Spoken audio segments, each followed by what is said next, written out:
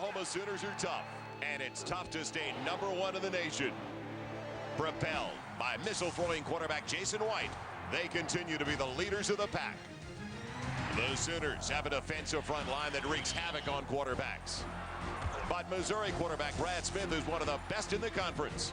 A team leader who could hurt you on the ground. And into the end zone. Missouri took care of Nebraska. Today they fly into Norman to battle the #1 team in the nation, the Oklahoma Sooners. The top 2 division leaders in the Big 12. Up next on Fox Sports Net.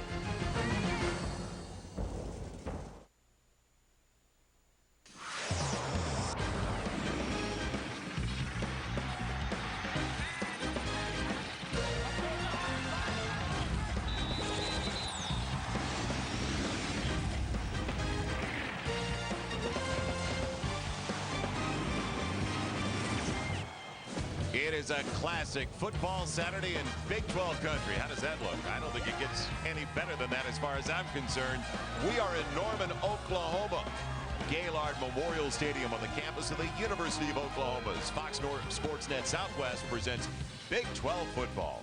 And this evening, the 24th ranked Missouri Tigers taking on the #1 team in the nation, the Oklahoma Sooners. Hi, everybody. I'm Joel Myers alongside Gary Reasons, and welcome once again to Big 12 football on Fox Sports Net.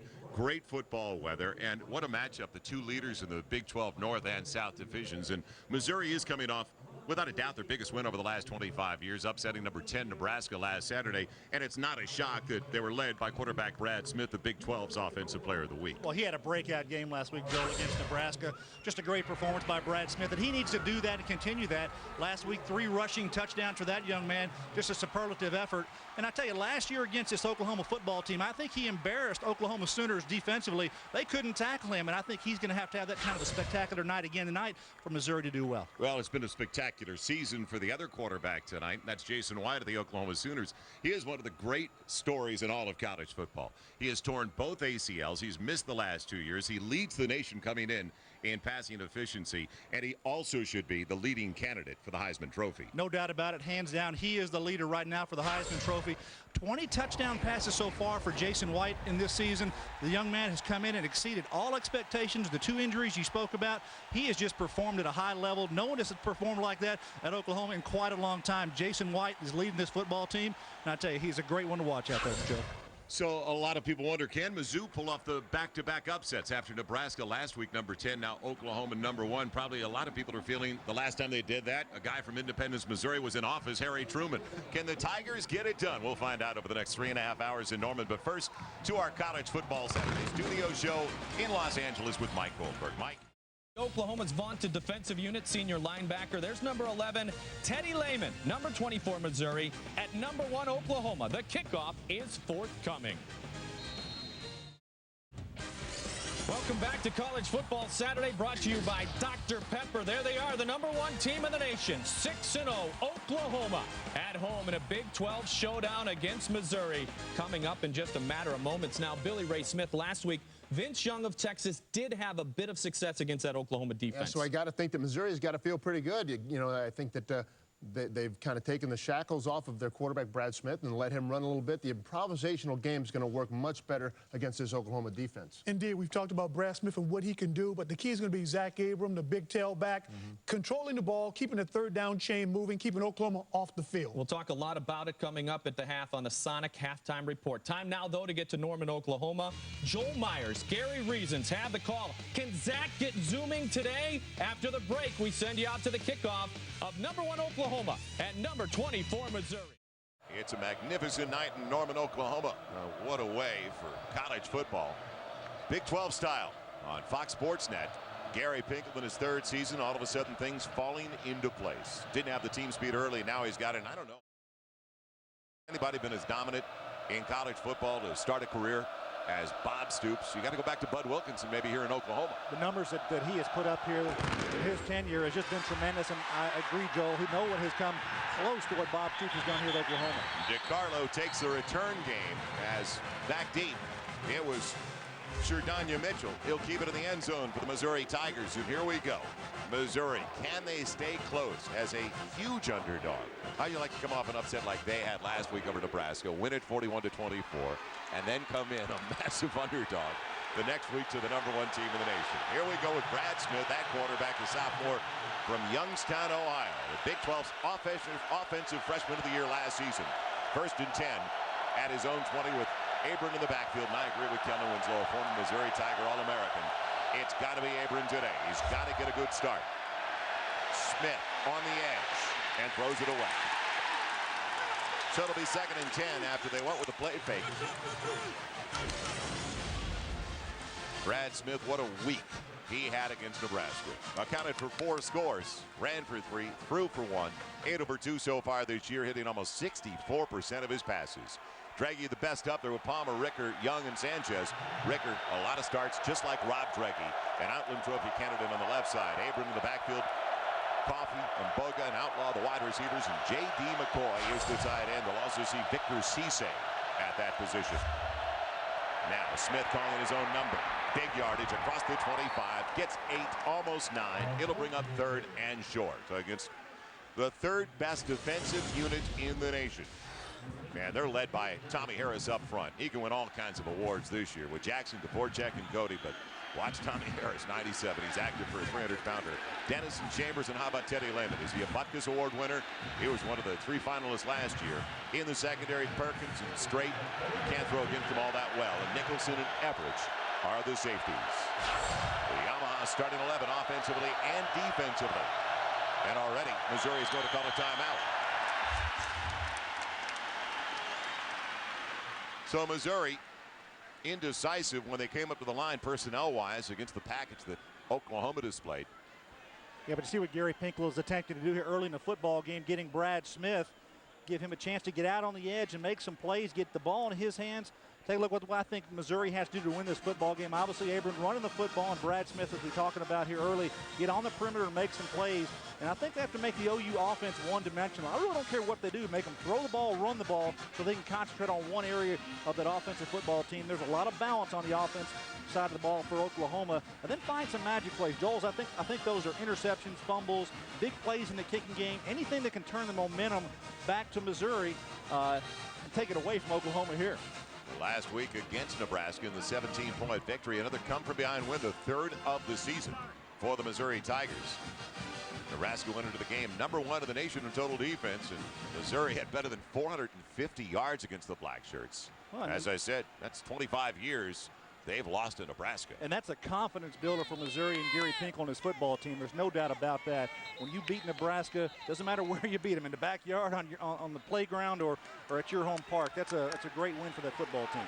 Missouri comes in, and Kellen was just talking about it with Mike Goldberg and Billy Ray Smith on the pregame show. Zach Abrams got to be a key today. And Missouri is #7 in the nation in yards per carry, 5.1 every time they run the football.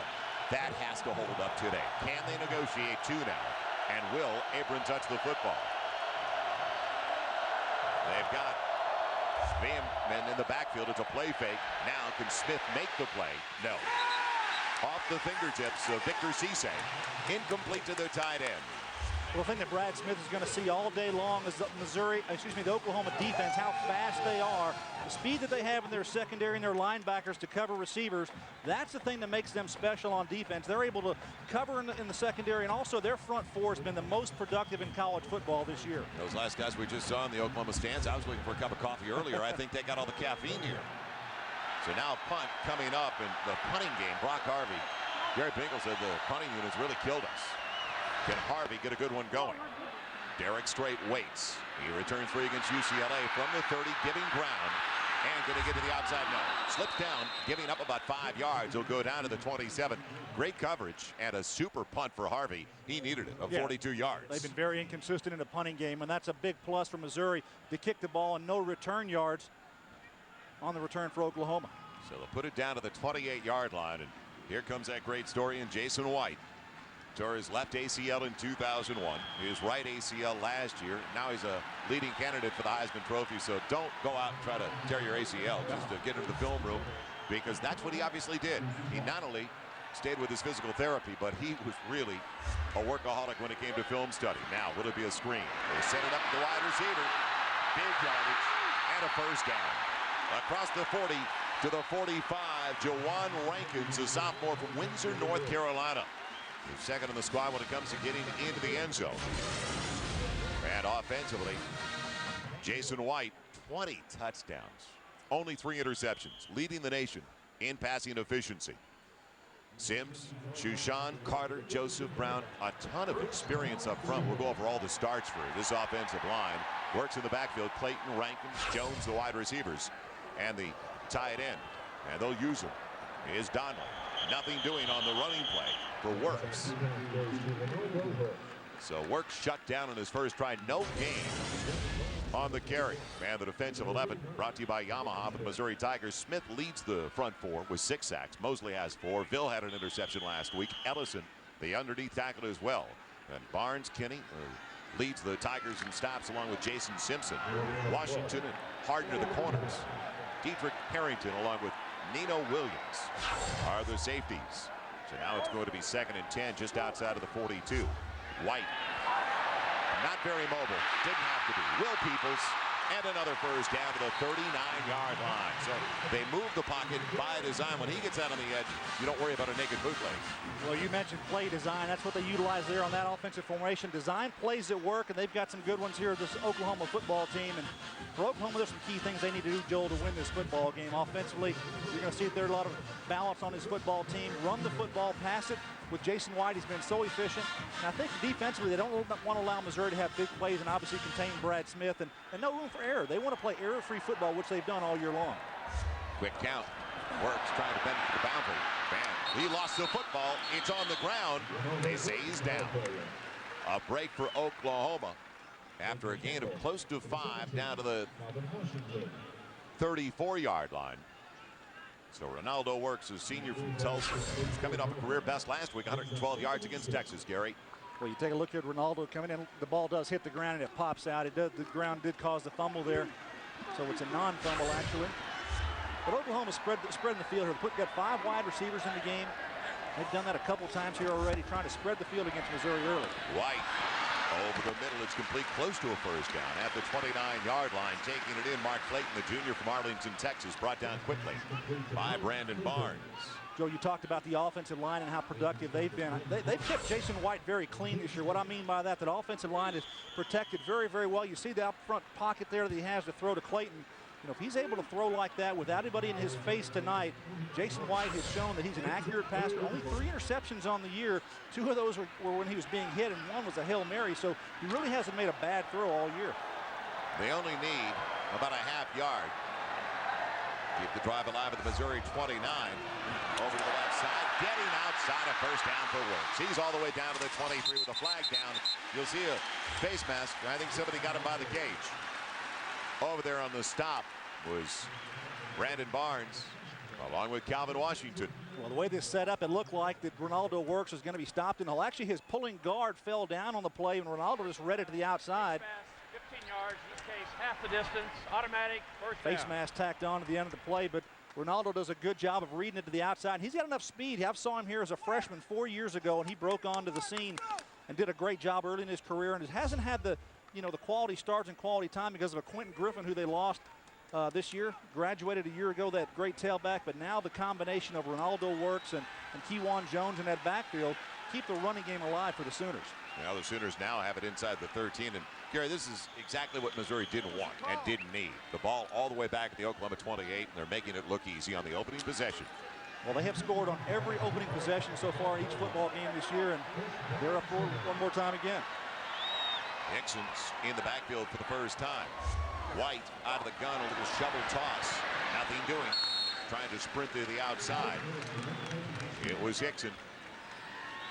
Making the stop for Missouri, Nino Williams out of the secondary, so maybe a yard at the most down to the 12. Yeah, last week against Texas, Dante Hickson had some big plays in that football game, getting some chances here early in this game. But you see what Oklahoma does. They have so much balance offensively. Run the football, do the play action pass, make the throws for Jason White efficient where he's not throwing the ball down the field. Hey, everyone is performing at a high level at Oklahoma right now. So now Now it's going to be second and long. Second and just about 9. Wide on the quick one, and threw it behind his man. A break that it wasn't intercepted. He wanted Rankins. Yeah, Rankins wasn't even ready for the throw, and he throws it behind him, but Rankins really is trying to go to a little slim post here, and he's trying to set up the cornerback. Take a look on the right side of the screen. He's going to come up and cut inside, and watch the ball delivered behind him, and he thought he was going to continue straight, but he's trying to go to the post, as I mentioned. Michael Hart, the senior from Kansas City, the defensive back for Mizzou, had a better shot at it. So a big third down for Missouri. It would be a pick-me-up if they could hold Oklahoma to a field goal try here. How about those numbers last week against Texas? Almost 300 yards passing. He only threw 4 passes in the fourth quarter because of the blowout. Out of the gun. It's coming. They pick it up over the middle. Deflected. And pass interference is called. Coming through the wide receiver, Travis Wilson.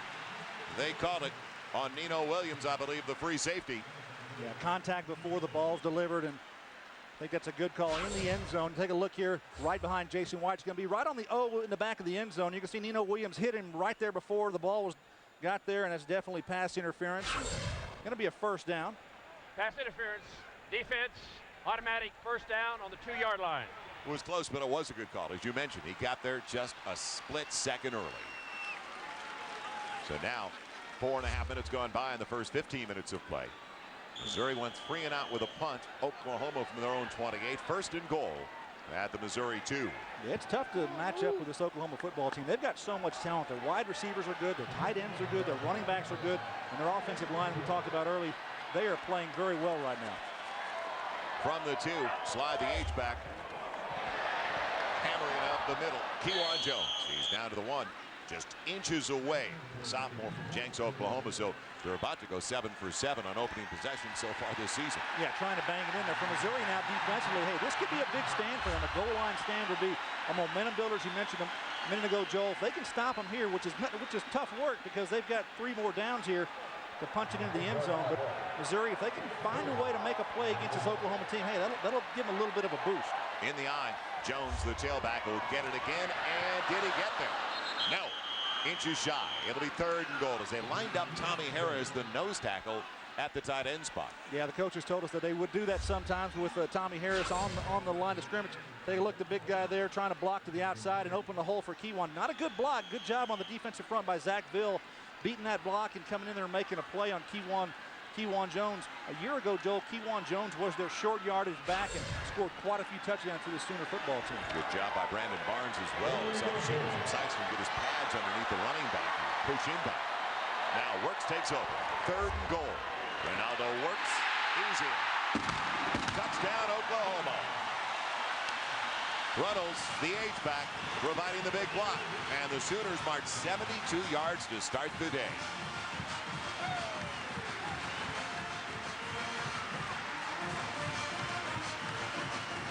Works was looking for somebody to hit him.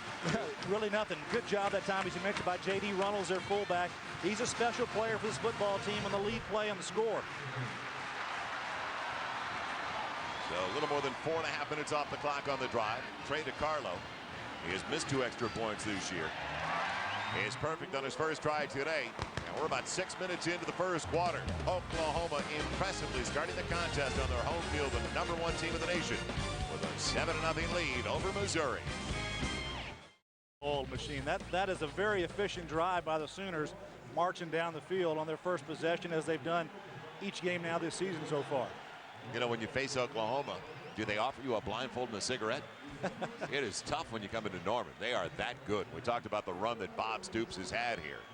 So now going back deep, Roberson again, along with Jardanya Mitchell. But DiCarlo put it about 8 yards in. It's amazing what he has done. Big 12 championship game last year, on their way to a win at the Rose Bowl. And what a thrill for a school from the Big 12 to begin with, to be in the Rose Bowl. And they took care of business there. So DiCarlo will kick it away. Roberson, we just saw waiting, and both guys now into the end zone. It's a downwind behind DiCarlo. And will they bring it out? No, Weiser. It'll stay in the end zone with Mitchell. So Missouri, for the 2nd consecutive time, and for the sake of their defensive unit. They've got to get at least one first down. They've got to move the football, get a couple first downs, keep that defense off the field. Hey, they've got to find some confidence. They've got to get something moving against a very talented Oklahoma defense. That's not easy to do, but somehow they've got to find a way to get it done. Well, Missouri does not beat themselves. Let's face it. They're right there in the top 5 in fewest penalties, but maybe more impressively than anything else they do, #1 in the nation in fewest turnovers. Well, sometimes it's okay if you don't make the first down, go ahead and punt the football, but you see a potent offense like Oklahoma, it's going to be a long day if they continue at that level. Bouncing outside for the Tigers. Zach Abram, decent yardage. He's got a little more than 3, almost 4.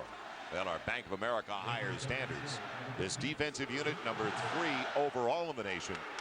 They shut you down across the board, though. Turnover margin, tremendous, 2+ in that category, and pass efficiency. You can't throw it against them. So what do? Well, you just try to draw something up that works. Very deep set for the senior from Lake St. Louis, Missouri. I will mention all Big 12 last year. Zach Abram. And a change at the line by Brad Smith. Abram came in needing 420 yards to become the all-time leading rusher in Missouri history. Abram going low, gets the first down they needed across the 30-yard line. Well, he counted the defensive backs in the backfield, and he saw that he had one linebacker, and he audibled down on the line of scrimmage for Abram to come to the weak side. And good job that time by Brad Smith controlling things at the line of scrimmage and putting his offense in a play that's going to give him positive yardage. And like you said, Joel, get a first down. And here we go. You see the audible there, and you see Teddy Lehman. He's the middle linebacker. He's only one linebacker in the ball game here for Oklahoma. They're going to take advantage of that. Good block inside. They take Teddy out of the picture, and Abram gets a pretty good run. Yeah, good read by Smith, and then a good block by Rickers, center. So now 1st and 10, Mizzou. Out of the gun. Smith trying to get in the perimeter.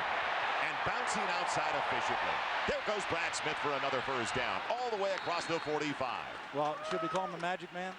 He's pretty close to it. Really close on that play. This young man does a good job. Hey, he's supposed to come to the near side. It's a read option play for the quarterback. He's going to come to the right, try to go to the left side of the screen. Uh-oh, there's a lot of Oklahoma Sooners there. He cuts back across the green, and Brad Smith shows you why he's special on the perimeter of the defense, making plays with his feet. Now in just 18 career games, Brad Smith already ranks 5th on the school total yardage chart. It's coming into the Oklahoma contest. He's an old 19-year-old. He is wise beyond his years and ready to check again on a first down from the 47. So 1st and 10 for the Tigers. Taking a look. Here's the running back, Abram. And make it gnashing there for the first time as Larry Burdine got to him. You know, Joel, for Missouri to have success, their offensive line has to play well, and it really all starts up front with number 70, A.J. Ricker. He's their starting center. This is his 41st career start. He's a Remington candidate, one of the best centers in college football, and this young man is doing a good job for this football team early. You see on the pull block there, a couple plays that go get in the block, and he's going to have to play well inside, take care of Tommy Harris and Dvorak. That's not an easy task, though. Brad Smith on the slant. It's complete. He goes out across the midfield stripe to the 46 on Boga in front of Brodney Poole.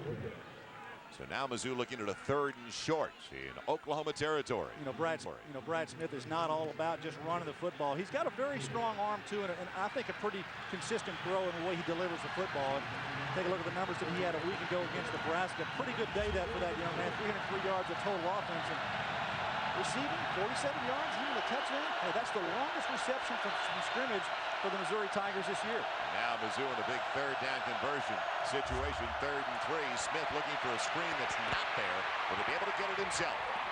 I don't believe so. Yes, he does. Just across by a yard to the 42.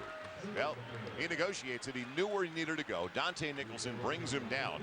But you mentioned it. The kid makes plays where they shut him down on the previous play, coming to the near side, ad-lib to the outside. Once he gets on the perimeter, and that's what Gary Pinkel told us. That was the key to Oklahoma's game last year where they almost beat the Sooners. They got him on the edge. Well, we talked to Mike Stoops, the defense coordinator from Oklahoma. He told us, he said, Brad Smith embarrassed us a year ago, and just running around like you saw on that play. And he's just a tremendous athlete. They've got to find a way to contain him.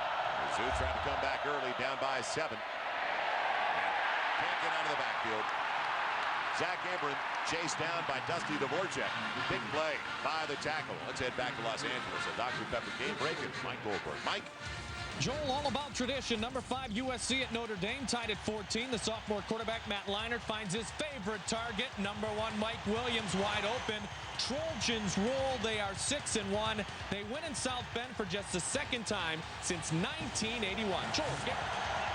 All right, Mike, and I heard too much talk weeks about J.D. Booty. He may be a great quarterback of the future for the Trojans, but Leinart's done a great job, and it's almost picked off. They tried to get it to Darius Outlaw, who was double covered straight, almost had it. That's anticipation. Derek Strait in it from his cornerback position. Going to read Brad Smith all the way and almost comes up with a big interception around midfield.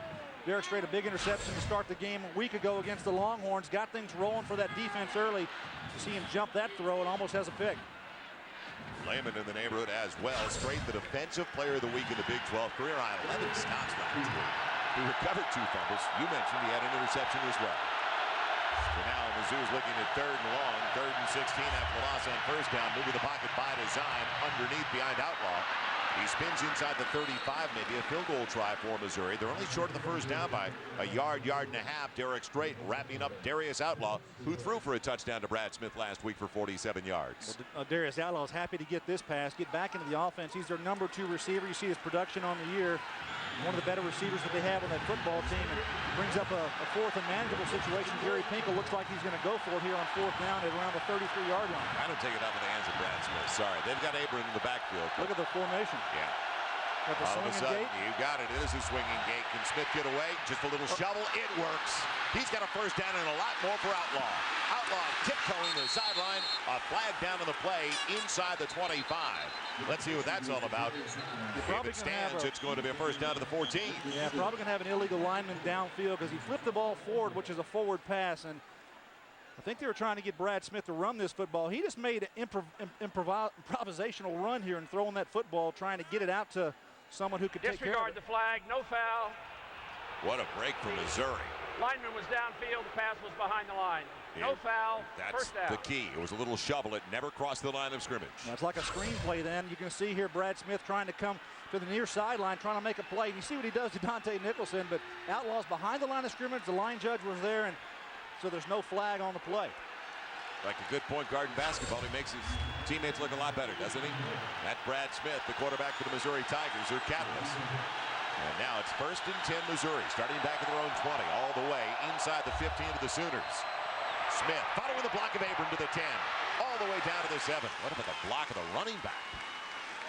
Well, this is a quarterback lead play. It's like he's lined up as a tailback, but he allows Abram to be his blocking fullback. The fake to him and then just follow him through the hole. This is a design play all the way. It's not a missed handoff or anything like that. And Brad Smith is rushing on the year.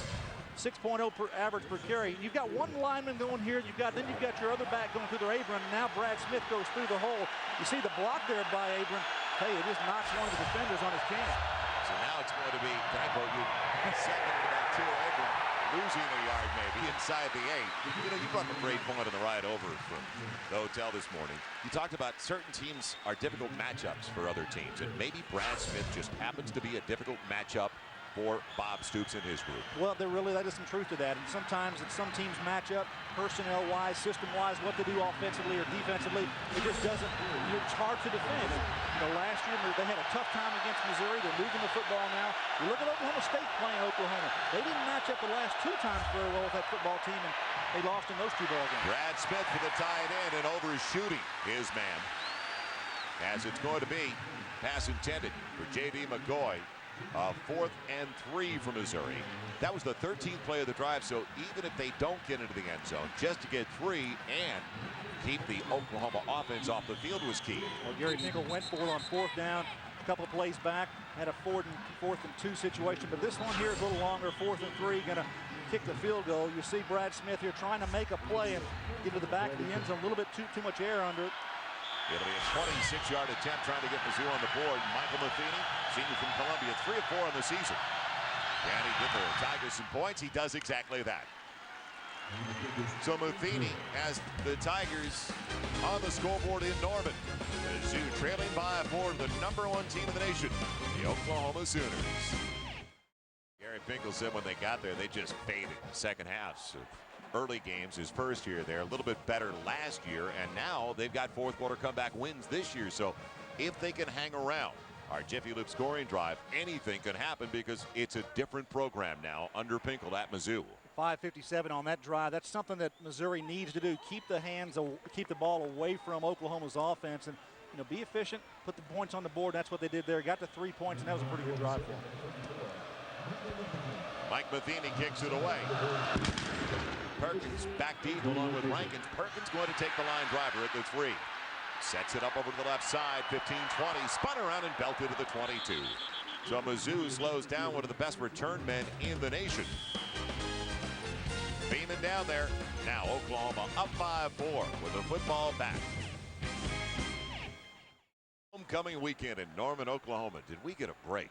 Game time temperature in the 60s. Clear skies. Big 12 football. It really is an unbelievable weekend to be in the Midwest. Joel Myers, Gary Reason, John Radigan down the sideline. Welcome back to the matchup between Missouri and the Oklahoma Sooners. As Jason White and the offense are back on the field. Now Jason White has gone the distance in only one game so far this season. There have been so many blowouts for Oklahoma, the #1 scoring team in the nation, averaging 48 points a contest. So his numbers, if they wanted to pour it on, they could even be better. From the 22, little shovel to Dante Hickson rather, and he's across the 30, close to 10. He gets just about 9. They just keep rolling him out there. Dante Hickson, one of the talented backs for Oklahoma. Mentioned how well he did a week ago against the Longhorns. This time they're just going to get hat on hat. Blocker's going to pull outside, and everyone's accounted for it. Hickson just runs through a nice hole. And I tell you, they just keep rolling him out there, Joel. There's a lot of talent on this football team. And he's only a sophomore. Another kid out of Texas, McKinney, Texas. How does Bob Stoops pluck all these kids out of Texas? He got the #1 quarterback out of Texas, one of the top players overall in the nation, coming in next year. And that's after, Gary, he gets a 6'7" quarterback from California, who was one of the best on the West Coast last year, a true freshman this season. He tells you he's a recruiter, tells you he gets talent to this program, and they've had success. And I think players notice that. They know that the success that Oklahoma has shown over the last few years with Bob Stoops and his tenure here, and they want to play for a winner, and that's what Bob Stoops presents. He's in his 5th year, and it's amazing, as we talked to him earlier this week, the difference in just talking to him over the last 2-3 years, how much more comfortable he is in the role. It's got to be intimidating when you follow guys like Bud Wilkinson in Norman. Barry Switzer had a nice run, too. Before he got here, they had not had a winning season in quite some time. Now, on 2nd and short, bouncing outside, look out, Hickson again. Big yardage for a first down across the midfield stripe. All the way to the Missouri 46 with 2 snaps and way too much yardage for Hickson if you're a Missouri fan. Well, Hickson's going to be thankful to Runnels, his fullback. Comes out, does a nice blocking on the corner for him. And J.D. Runnels, the unsung hero, he's almost like an offensive lineman here for Oklahoma, the big offensive lineman. Look at number 38. He's going to come and block on the perimeter. Hickson comes around and watch that turn block. Just almost pancakes him, gets him down to the ground. That's an excellent job by your fullback, and Hickson can turn the corner with his speed. 22 yards on the carry by Dante Hickson. 1st and 10 outside of the Missouri 46. Set it up for the wide receiver. Clayton dragged down. Good play by Brandon Barnes once again on the outside. You got to be quick to get to Clayton at 5'11", 190 pounds, a junior from Arlington, Texas. Yeah, I'm talking about blocking. That blocking goes all the way across to the wide receivers on this football team. That's one of the things that they grade very hard on this football team at Oklahoma. You want to go down and block, and you get a putt pass to the outside. You want to get your wide receivers into clear space. Your other wide receivers have to block. Brandon Jones, an excellent job that time, and giving a nice block outside. And it was 2nd and short. Struggling for a couple is Hickson that time. He's short of the first down, though, by about a yard. At the 38 near the 37 of Missouri, Michael Harden making the stop at the secondary. Hickson, a little guy. He gets lost behind that big wall. We talked to the Missouri coaches, Matt Eberflus, their defensive coordinator, about how do you stop this Oklahoma football team? And, there's kind of a pause in that conversation because they have a lot of talent. He said what you have to do, the only thing you can do is change it up with your blitzes, how you do things. You can't go man on them because they got so much speed. They normally go a 4-2-5 defense with a lot of defensive backs in the game and trying to slow them down. Hickson, 2nd effort. Will he get to the marker? He got very close. He's back at the 37. I think he needed to go closer to the 36. Looks like as Mosley was all over the play. He's a sophomore from Fort Leonard Wood, Missouri. It looks like they're going to be short by less than a yard. And the offense is staying out there. Yeah, I would doubt very seriously that they'd pull off right here. Bob Stoops in his own backyard. go for it on 4th down here. They take the ball out of their hands. Even though Jason White has size, don't forget about the knee brace and the 2 surgeries. You don't normally see him on a quarterback sneak. Now, 4th and less than a yard. Hickson trying to bend it outside. He won't make it to the corner. What a play on the outside for Missouri. Harrington over there, the first one for the Tigers. The Roverback, a redshirt freshman from Mexico. Well, this is a short yardage play, and Harrington's going to line up to the outside, number 33. Hickson just needs to hit it up in here and get that first down yardage. He tries to bend it to the outside, and Harrington does a good job on the corner and pulls him down. I think he gets in there behind his offensive line and finds a little gap, he's going to have a chance. Good job by the Tigers, and that's a good stop for that defense. That's huge. That's a confidence builder as Missouri now has super field position at their own 43. Best field position to start a drive on their 3rd offensive possession. Smith out of the gun. Great protection by the offensive line.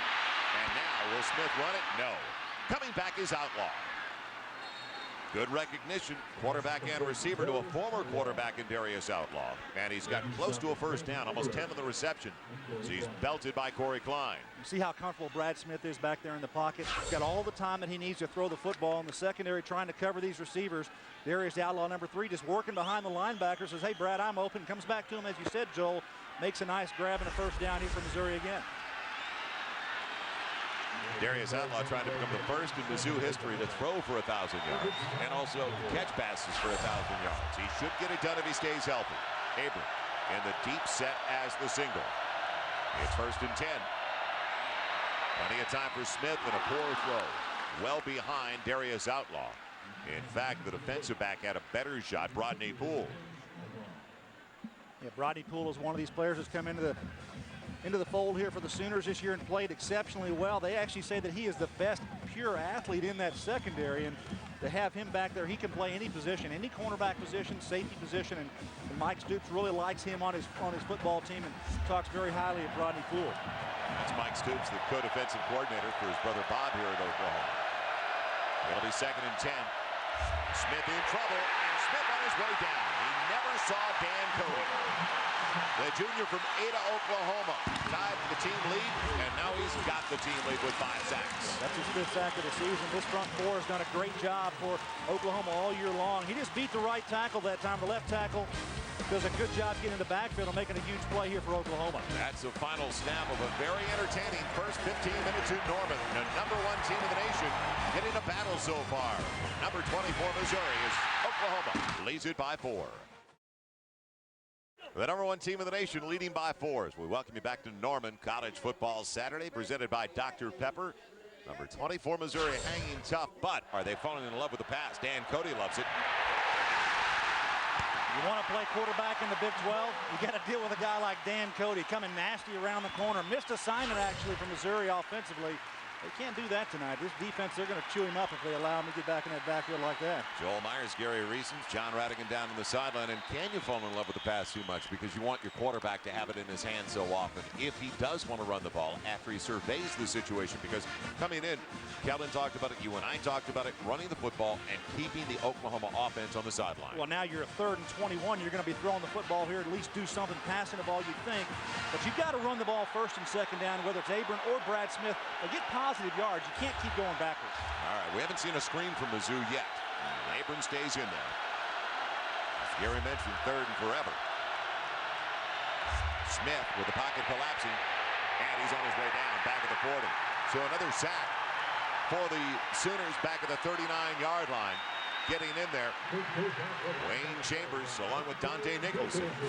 Dante Nicholson the first to get him, and then the help there from the rest of the Sooners defensive front.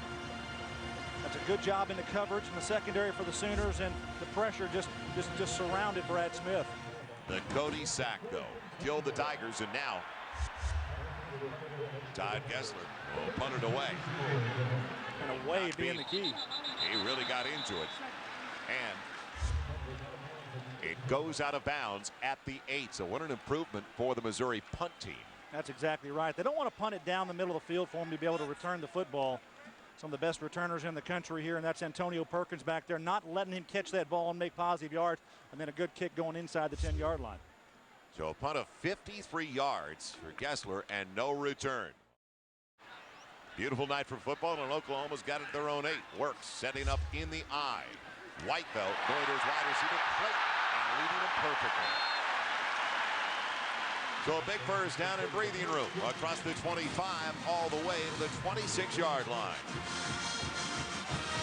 Well, Mark Clayton has been the #1 go-to guy here for Oklahoma this year, and he's done a good job catching the football. You're going to see a bad angle here by Mitchell on the outside on Clayton. Clayton stops for the ball. You see the angle he takes. He goes outside, and Clayton takes it inside, cuts up to the middle of the field, makes a nice play after the catch. And it's one thing not to want to get burned, but to give a guy a 12-yard cushion like that off the line of scrimmage. Now White locked into his wide receiver. Big yardage and spinning away. Brandon Jones down the sideline all the way inside Missouri territory at the 29-yard line. Mitchell gets to him. Well, Jason Simpson lines up as a free safety on this play for Missouri on defense, and Brandon Jones catches the ball in traffic over the middle. Jason Simpson thinks, hey, I'm going to give you a big hit on this and knock the ball out of your hands. Watch number 81 come into the middle of the field here, and here's Simpson right here. Got a shot on him, and take a look at the shot he takes, but good job of keeping his feet going, and that's yards after the catch. We call them yak yards. That's a great job by Brandon Jones. And that's 21 yards after the catch. As he cut her to the midfield stripe, you talked about the hit, you better wrap him if you're going to put that hit on him. Now from the 29, Works trying to bend it outside, takes it inside the tackle for 9 all the way to the 20.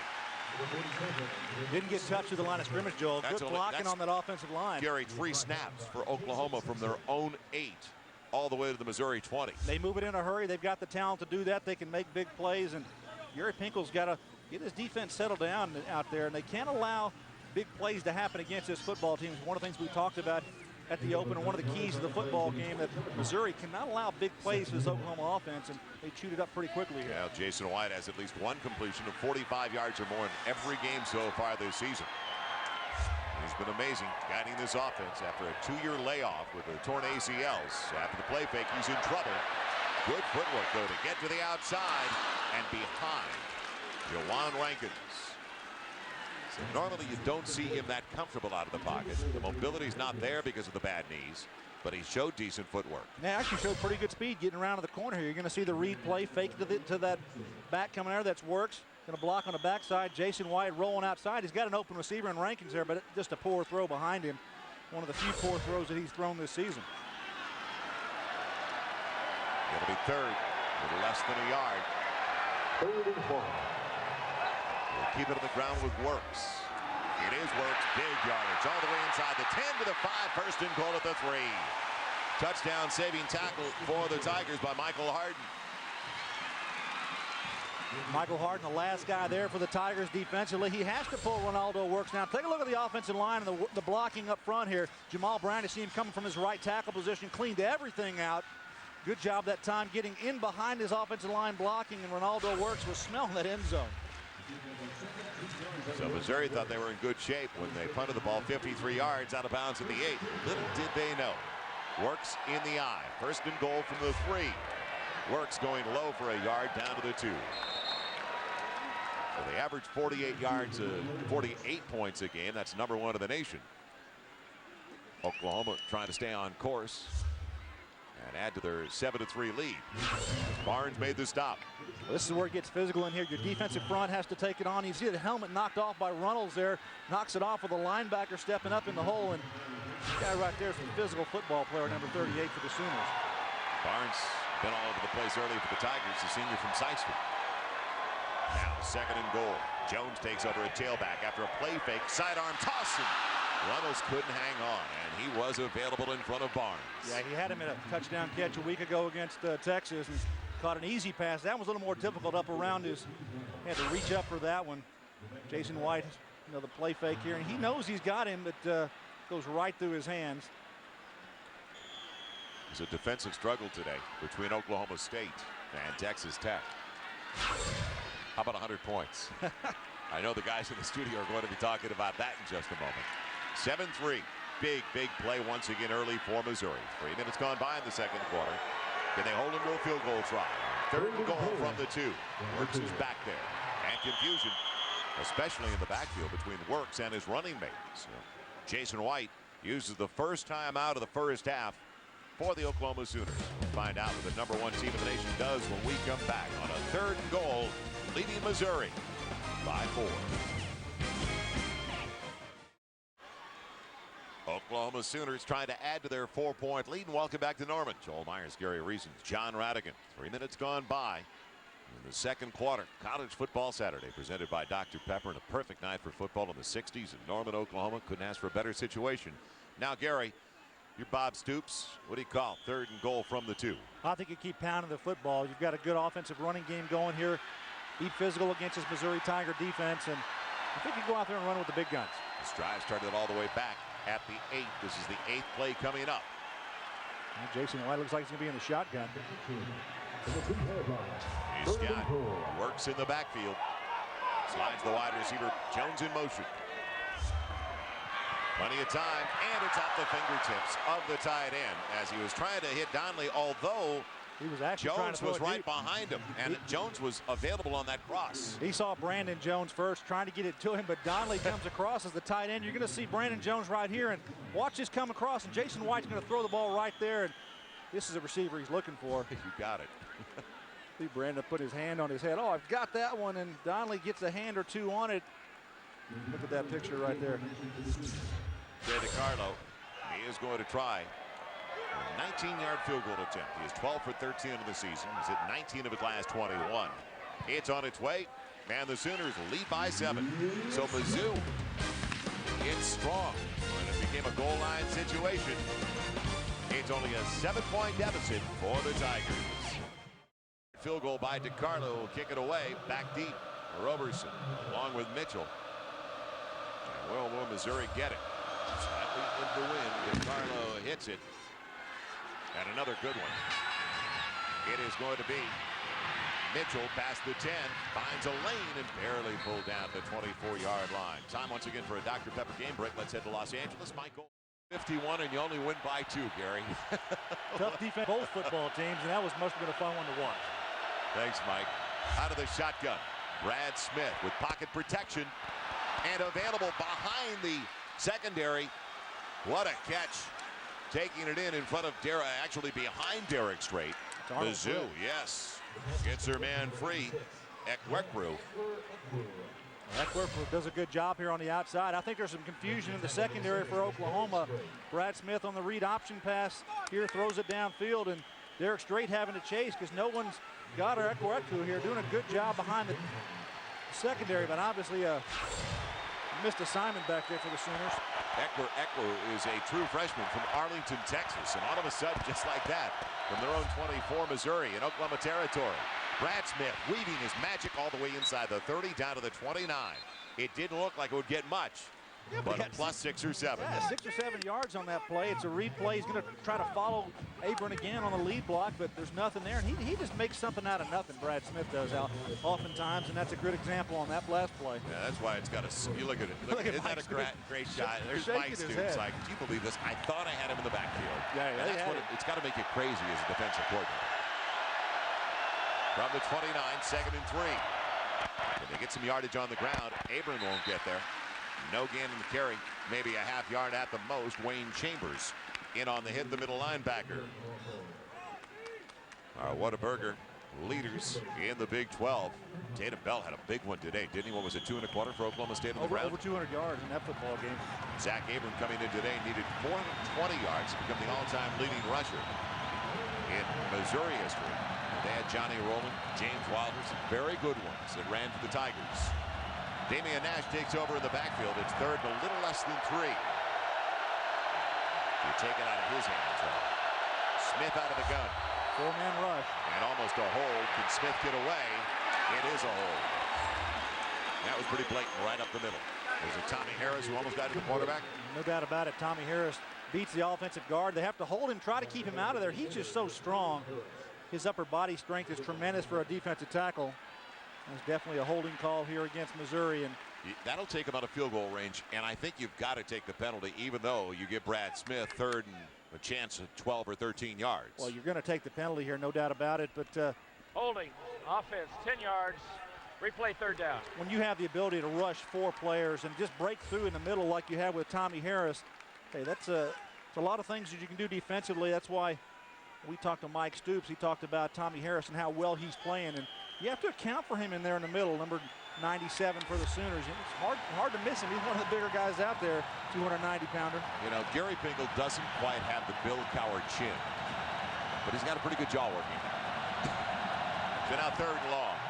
10-3. Sooners on top of the Tigers. Just about 5 minutes gone by in the second quarter, and Mizzou is going to use their second timeout. We will do the same in Norman, Oklahoma. 10:08 to play in the first half, with the #1 team in the nation leading, but only by 7. Busy day, so we'll be with you in the studio in just a few minutes with 10:08 left to play in the first half here in Norman, Oklahoma. And can Missouri pick up 13 and burn the decision by Bob Stoops? It would have been about a 47-yard field goal try for Mike Matheny, his longest so far this season. Has been, well, last year was 44. This year right at 40. Abram is in the backfield, the only one flanking Brad Smith.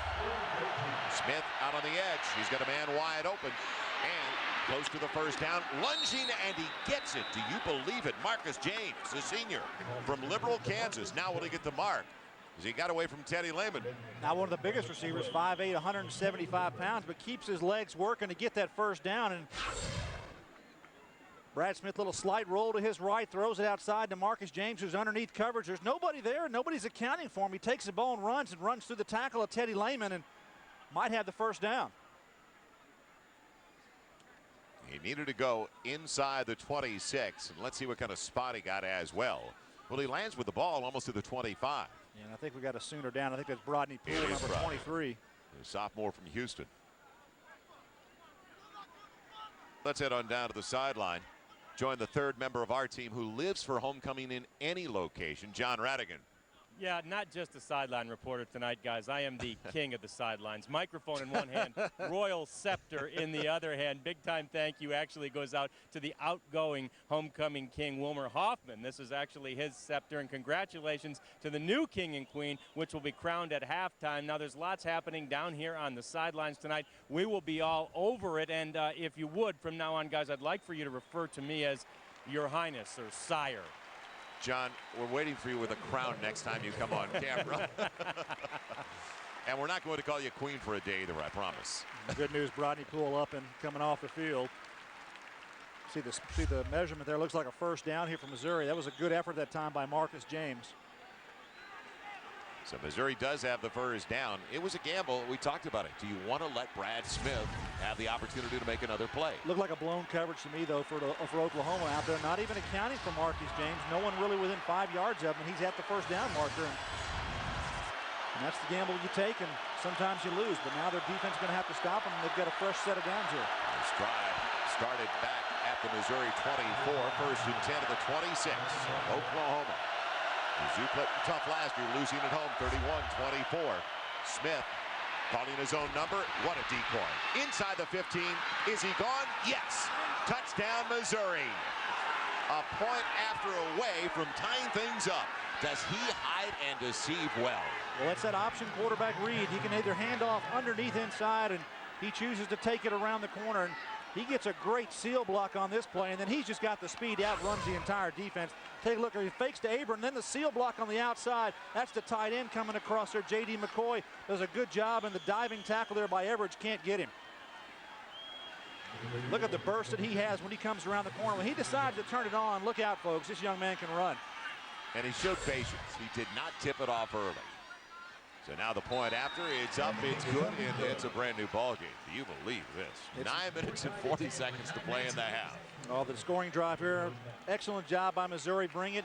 You know, the key thing there in that drive, we talked about it, Joel, was a decision by Bob Stoops to not take that penalty, give the ball back to Brad Smith and company. And here's another look at this end zone. You see the pulling guard there and the fake to Abram. And watch McCoy come around. Good job of sealing that corner. And then all Brad Smith here from the outside. And there's also a good block by Darius Outlaw, number 3, the wide receiver on the outside. And Brad Smith just inside that pylon for the score. So as it turns out, Oklahoma's failure in the red zone really cost them because they had a 1st and goal inside the 3-yard line. Well, a couple of good things working for Missouri. Their defense plays well. Now their offense goes out there and responds, takes the ball the length of the field, and go back in this football game. It's a close one, 10-10. Anything can happen.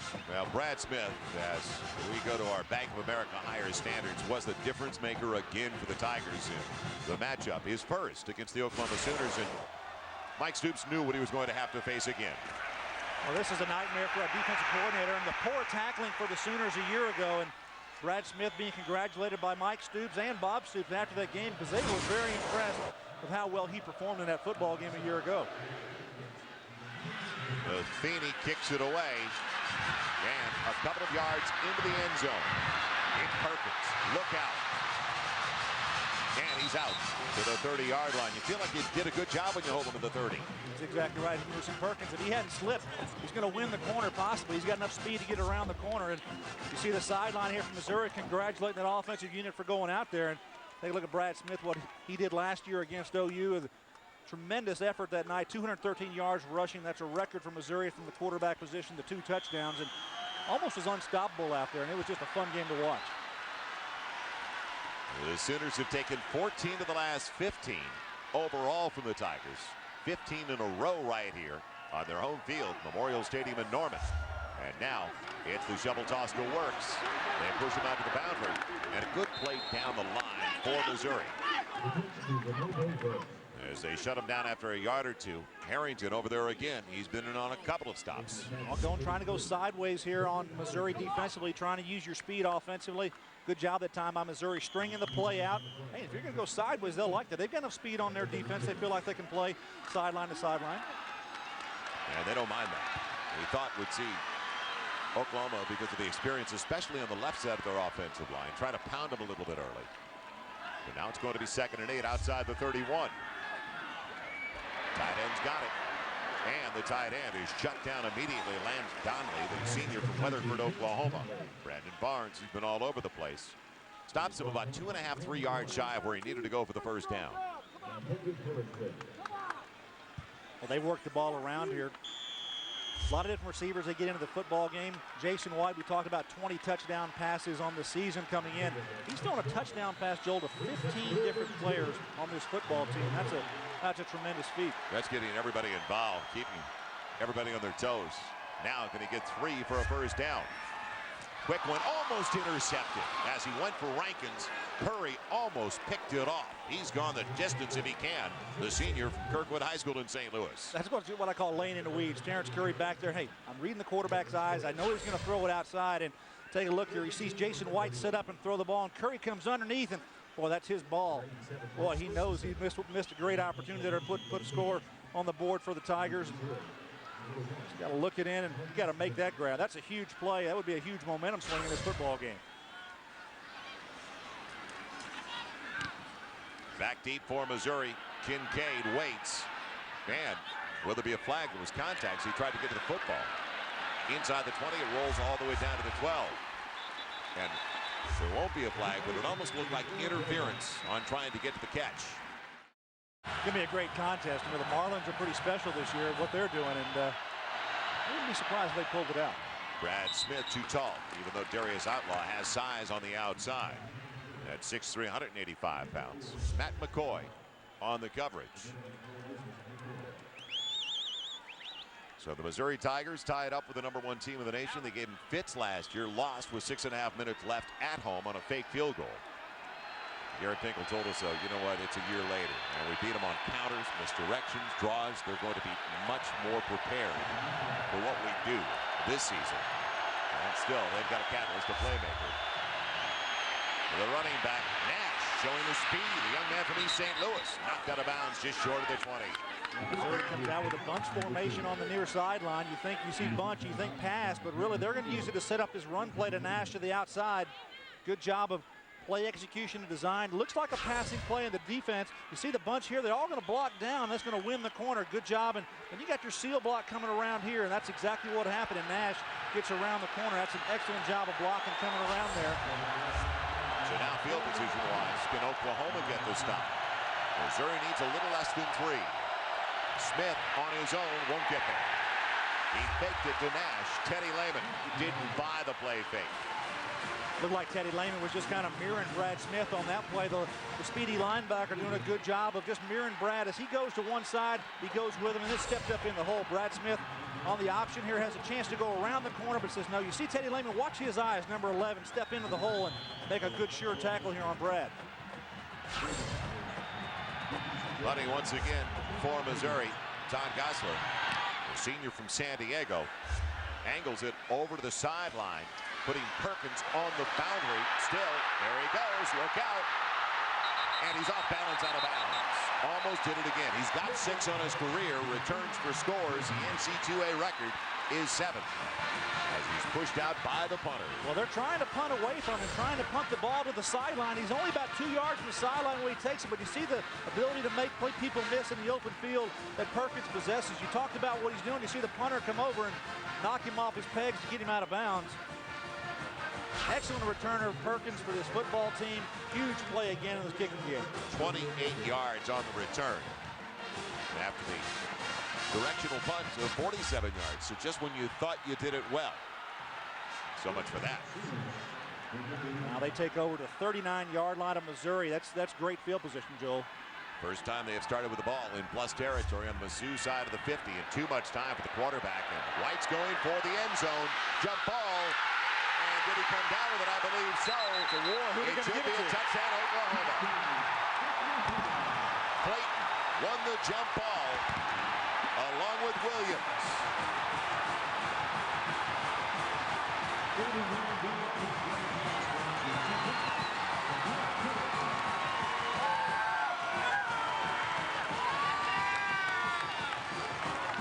Joel, that's the big playability of this football team here for Oklahoma. You see it in the kick return game, and now you see it in the play action passing game here. Jason White, everyone's covered, but he knows he's got one-on-one coverage outside. The pump fake, throws it up as high as he can, and you'll see competition for this football. Who actually makes the catch and struggles and pulls it away? Nino Williams thinks he has it, but no, it's a touchdown for the Sooners. DiCarlo for the point after, and just like that, a 39-yard scoring strike, a one-play drive. With 6:54 left in the half, and the number 1 team in the nation regains the lead. Williams has got to spike the ball here because he had inside position. You see Clayton on the outside going for the football. Look at the position he has. You talk about it, Joel. Time your jump, and Clayton goes up over the top and gets his hand on his left hand and pulls it in, concentrating more, and the official's on top of it, going to give it to him. Jason White steps up into the pocket, puts everything he's got into this football. I'm not sure he can throw it any further than he does. The ball is up high, and a good job by Clayton going to it and making a grab. So Mark Clayton, he's got another year left coming in today. In 31 career games, he had better than 100 catches. And now he's also got 14 career touchdowns. Our Jiffy Lube scoring drive took a long time, didn't it? So Oklahoma by 7. Missouri had given them great field position on the return, but Missouri helped them out because they went 3 and out with a punt on their previous possession. Yeah, Mark Clayton is the kind of the dean here of these wide receivers. Kind of a question mark coming into this football season, but has turned out to be one of the strongest suits here for Oklahoma.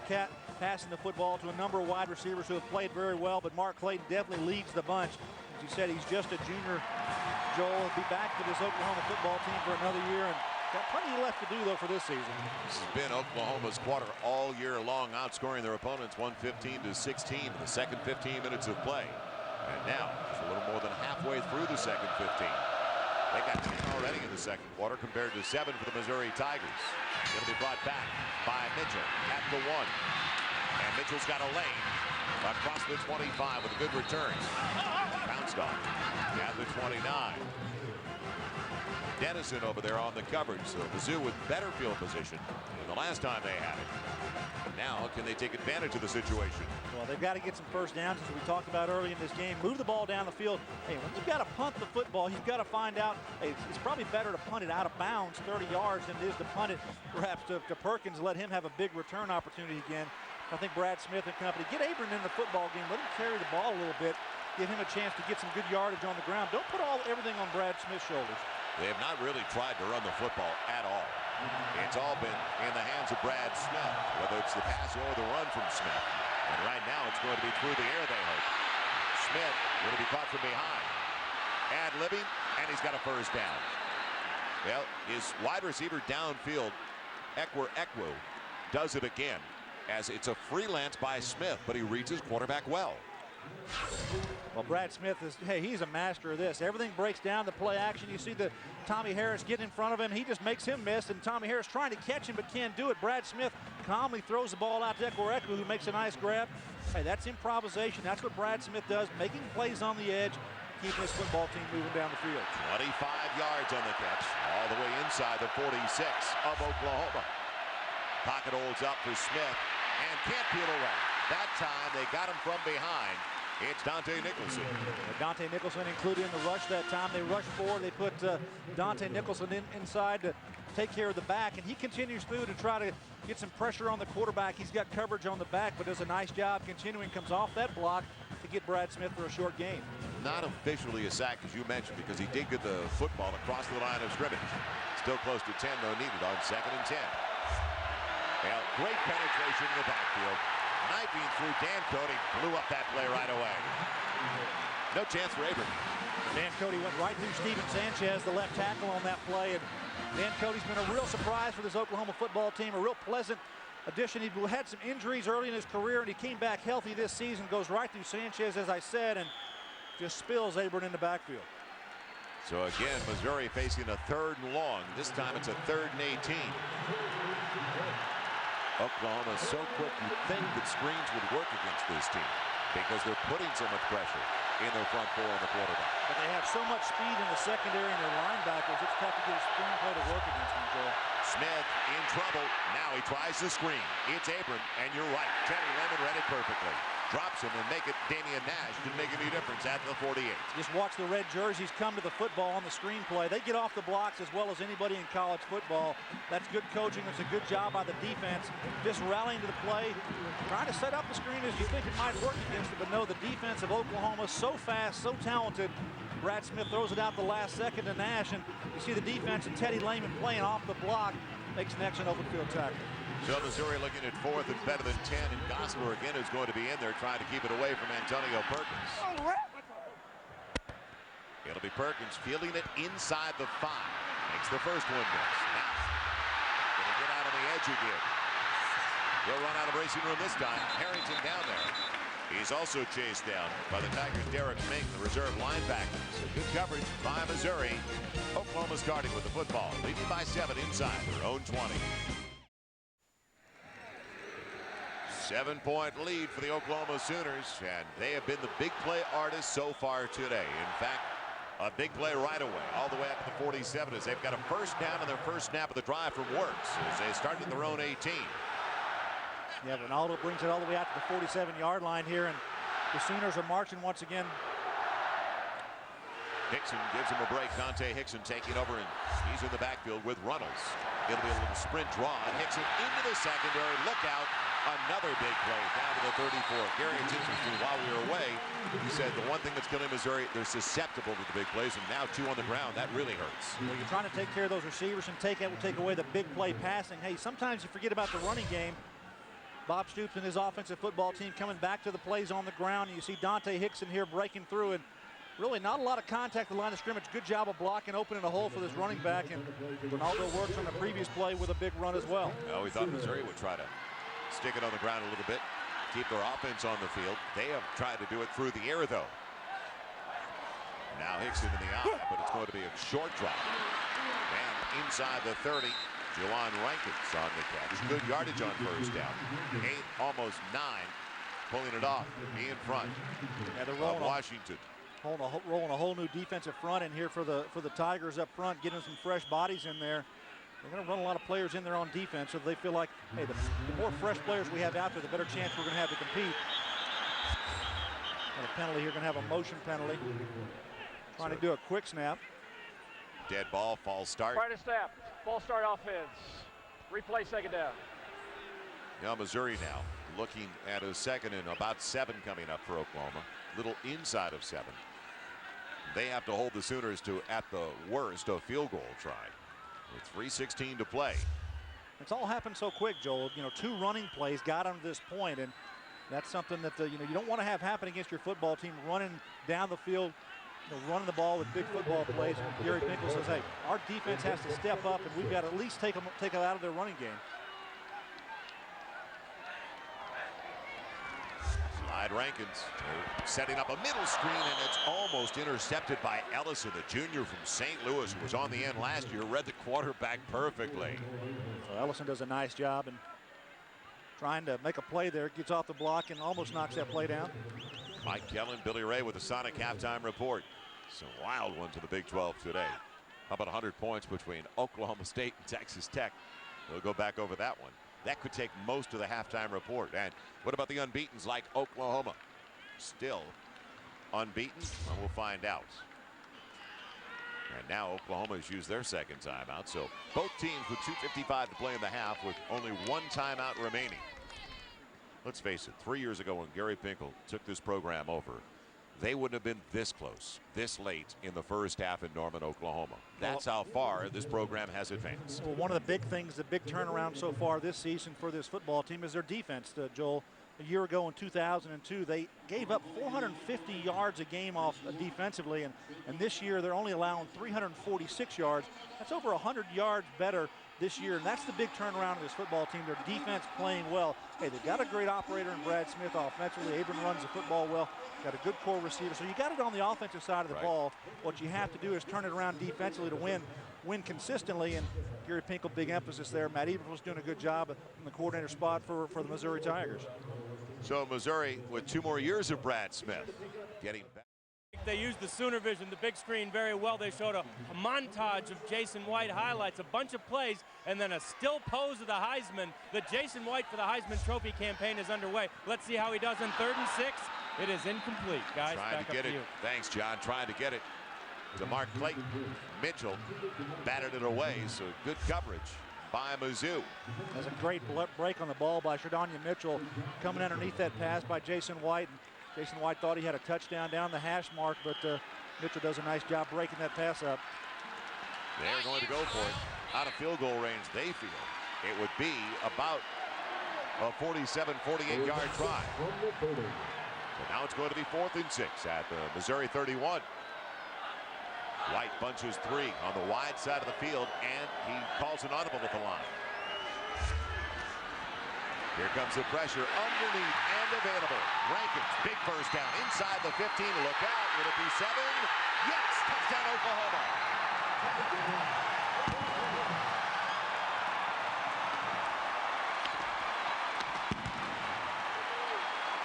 Jason White catches the Missouri Tigers in a zone blitz, and that's what's going to allow Rankins to come across the field underneath, and no one really catches him. You see the defense here going to come in. This is the blitz side here, and watch Rankins come across.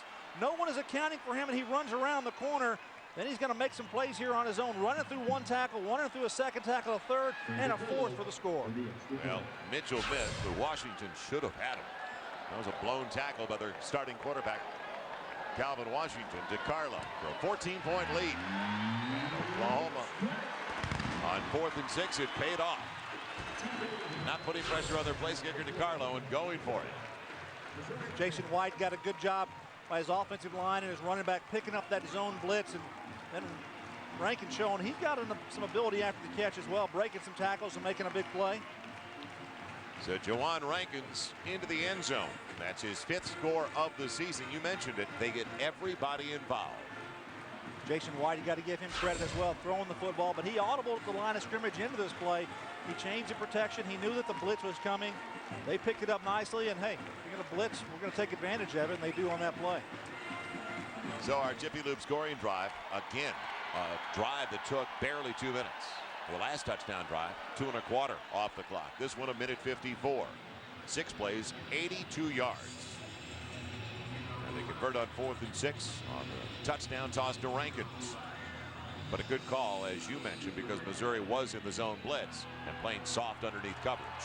Yeah, you commit 5 to the rush or 6, and you're going to give up some underneath zones, which they do on that crossing pass, and they exploit them very, very easily. Mitchell and Roberson back deep for the Tigers, waiting for the DeCarlo kick. And Mizzou gets some points, even if it's only 3 before the break. They've got 1 timeout on the board. It is going to be Roberson. And Roberson taking himself down across the 20. So he's out to the 23-yard line. Field position-wise, it has really belonged to Oklahoma for the most part here in the first half. Missouri deep in their own territory too often. Twice they've started at their own 20, at their own 24, the 12, and now back at their own 23. And I don't think they need to be conservative here either. I think they need to come out and play football, try to make some plays offensively. Plenty of time to move the ball down the field. Hey, you want to get another scoring opportunity if possible. Missouri does going in before the half. 2.5 minutes to go left in this second quarter. Abram, the only one in the backfield, and the quarterback Brad Smith calling his own number. Horsecollar. He's clotheslined at the 27 by Lynn Magruder for the defensive tackle.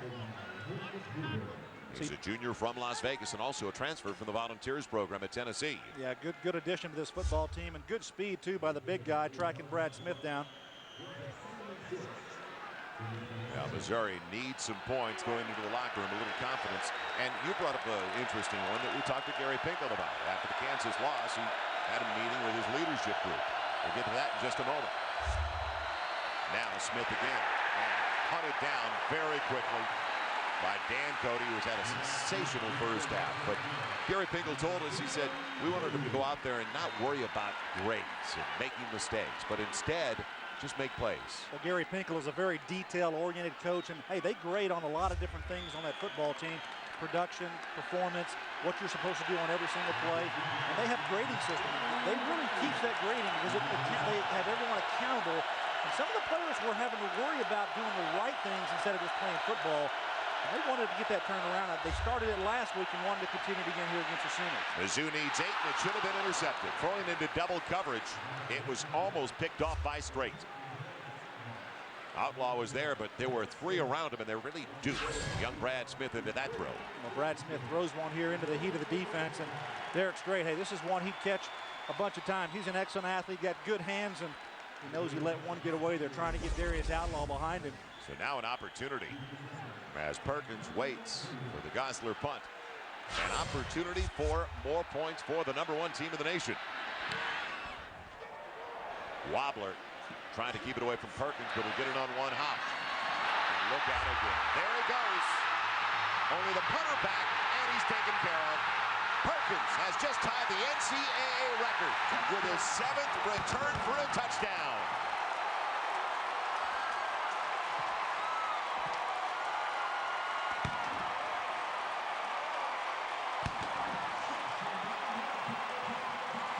Bob Stoops knows about that record. You could tell by the smile on his face. And the wide receiver, Mark Bradley, took care of the last man for Antonio Perkins. Just a huge play. I tell you, when you have someone like Antonio Perkins returning punts for your football team, trying to punt away from him, trying to get the ball out of bounds, but nope, not going to do it. And Antonio Perkins takes it right into the heart of him. And the defense, the return team does a great job of setting up the return here. And Antonio Perkins just knows how to read that field in the return. Puts up a record goal. So the punt return for a touchdown for Perkins, a 69-yarder. And it's now all of a sudden mushroomed with 21 unanswered points. We talked about the second quarter. The Sooners have dominated their opponents this year, and it continues. And I talked about Missouri not being conservative offensively, and they didn't get a first down, so they had to punt. And say there's danger lurking when you have to punt to Antonio Perkins. He's capable of making a big play, and certainly does so here. So Oklahoma didn't have to use their timeout, did they? No, not at all. We got a minute to go here. They're going to kick off deep, and interesting to see what Missouri's going to do here. Just try to play it close to the vest. Coming out offensively. They start him young around here, and I don't blame them. I went down there and bought some shirts for my boys, and I'll tell you, it was packed. You couldn't move in that store today. Joel, it was 10-10 about 5 minutes ago in this quarter. Doesn't take long, especially when the game's here in Norman. How good a thing do they have going with Bob Stoops. And you know how much this game means to Joe Castiglione, the athletic director here, who spent almost 2 decades in the athletic department of the University of Missouri. It means just a little bit. It sure does. We saw Joe before the game, came up and talked to us. Good man, and the reason that Bob Stoops is here, Joe Castiglione brought him in. Made sure Kelvin Sampson stayed around as well. The up man bringing it back and weaving for Missouri. That's Derek Ming, the linebacker. He obviously was a former running back for the Webster Grove Statesmen, the way he was handling the football. Michael Thompson, not the former Los Angeles Laker, making the stop. Our Sonic halftime report coming up. Mike Goldberg, Kellen Winslow, Billy Ray Smith. the threesome will have some fun with the last 21 points of this game, and also the 100 points put on the board between Oklahoma State and Texas Tech, who is still perfect so far this season, like Oklahoma. Zach Abram, the only one in the backfield. Mizzou has hardly run the football all today. That is a surprise, which I think to a certain extent plays into the hands of Oklahoma. Abram gets nothing. In fact, he loses a yard. And Missouri going to be content to sit on this football, but remember, coming out, start the third quarter, the ball's going to go to the Sooners offensively. They deferred to kick. They put their defense out there to go against this Missouri offense, and looks like the Sooner defense is a little fired up. You get the momentum going, and Dvorak and company doing a great job up front now for Oklahoma's defense. Time of possession has also meant a great deal in this game, hasn't it? That's sometimes one of the most meaningless stats in football. Missouri starting with the ball back at their own 20-22. Had it for 15.5 minutes compared to a little more than 13 minutes for Oklahoma. Look at the scoreboard. Nash takes it pounding. Holds on to the football. And actually it was Abram behind Outlaw in front of him. Average with the hit. And that should be the final snap of a forgettable second quarter for the Missouri Tigers. And what a run by the #1 team in the nation. They are clearly the best, Gary. You talked about how well they do in the second quarter. Gary Pinkel understands that coming in here. He says, hey, this football team, you need to come talk to me because we're going to have to get some things straight. Defensively, you can't miss tackles. You can't give up big runs on the ground to Oklahoma. They feel like they should be able to take care of their running game. The second quarter, the last 10 minutes of the first half, a disaster for Missouri. So Oklahoma now with a 21-point lead at the break as we head down to John Radigan. John? We're here with Coach Bob Stoops, and boy, it was 10-10, and all of a sudden it was 31-10. That was a pretty good burst by your team. We were fortunate, made some big plays and busted it open. Antonio's just, you know, his play really sparked us. You know, they're doing a good job too. Brad Smith's a heck of a guy. He's making us fight, and so we still got our work cut out for us. All right, Coach, good luck in the second half. That is Bob Stoops. His team has excelled to a 31-10 halftime lead. Now let's kick it out to the studios in Los Angeles. It's Mike Goldberg, the Sonic Halftime Report. Well, John, as we well know, Oklahoma has scored over 50 points 4 straight times for the first time in school history. Welcome into our Sonic Halftime Report alongside the Hall of Famers, a distraught Kellen Winslow, a distraught Billy Ray. Welcome back to the Sonic Halftime Report. The Oklahoma band serenading Antonio Perkins, his 7th punt return touchdown of the season, ties an NCAA record. Oklahoma by 21 at the half in North. Welcome back to the Sonic Halftime Report. Sooners have over 30 first-half points for the 3rd time in 5 games. Oklahoma leads big. Welcome back to the Sonic Halftime Report. There's the Hall of Famers, Kellen Winslow, Billy Ray Smith. Kellen, what does your alma mater have to do to get themselves into this football game in the second half? Well, they've got to get the running game going besides Brad Smith, and they've got to open up their bag of trick plays they didn't use last week against Nebraska. And I would consider never, ever kicking the ball to Antonio Perkins again. And this would be why. Antonio Perkins, a record-setting 7th punt return for touchdown in the first half of play. Oklahoma leads 31-10. Second half forthcoming. After this break, Joel, Gary, and John back in Norman. You've been watching the Sonic Halftime Report. #1 Oklahoma leads. Low line drive kick by Matheny, taken by Perkins, who's off balance. Is that a rarity for a guy that just set and tied an NCAA record with his 7th return for a score? He also has a single season mark he tied, shared by 9 now, with 4 touchdown returns so far this season. Our Nissan halftime numbers, well, they don't look that bad, do they? But one number that's not up there, Gary, Missouri 2 for 9 on 3rd downs. Well, that 3rd down is key, but I think the punt return yardage in this football game, Antonio Perkins, you talked about him, the 1 touchdown, but really more importantly, setting up good field position for Oklahoma to work with. But here a good opportunity for Missouri coming out on their 5-yard line. So can the Sooners come up with the big plays like we saw in the first half? Works, losing a yard on 1st down, and that's the way it begins in the second half.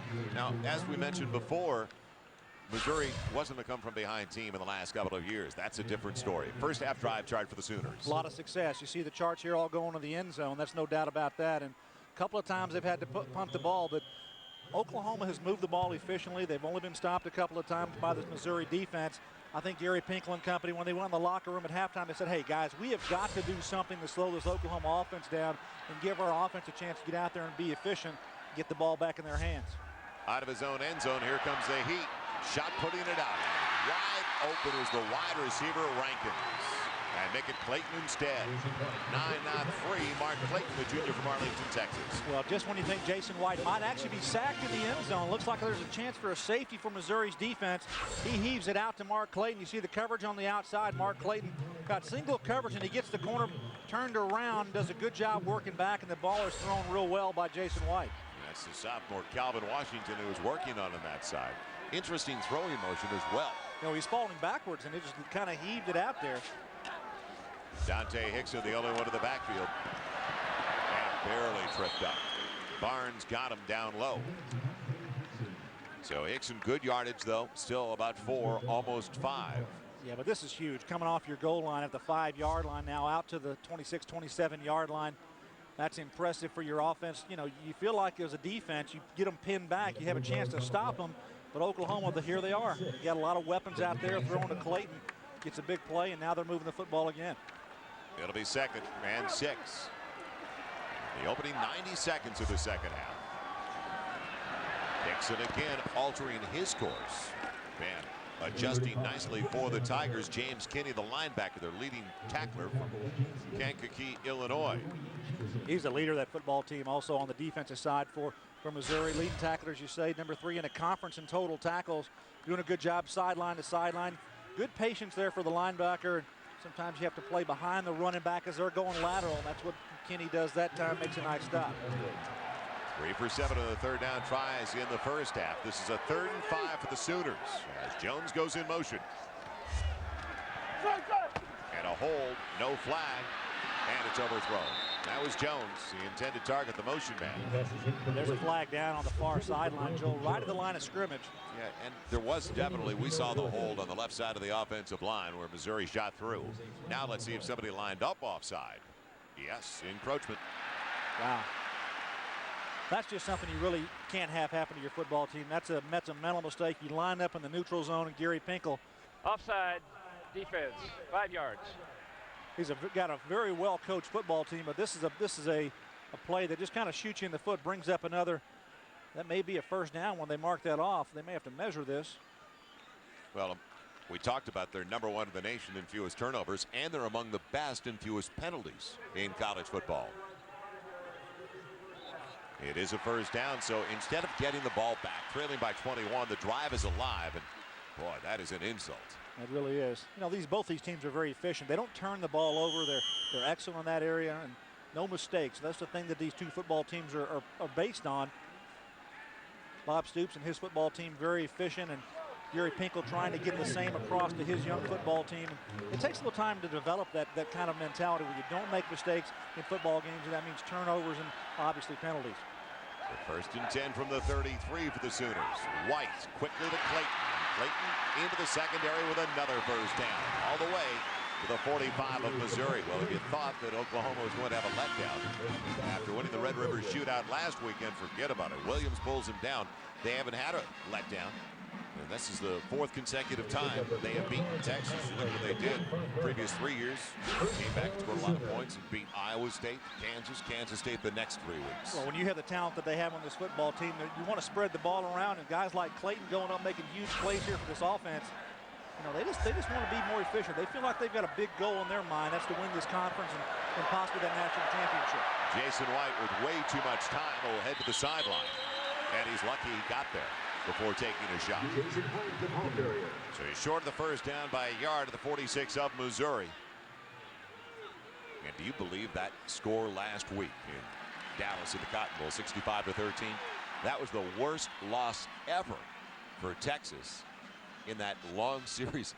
That was the 98th game between the two teams. And that game got out of hand very, very early. The Sooners were very well prepared for it. I think Bob Stoops and his football team, they were very focused on that week, and they understand how to focus this football team. And I think that Bob Stoops has done a great job of that.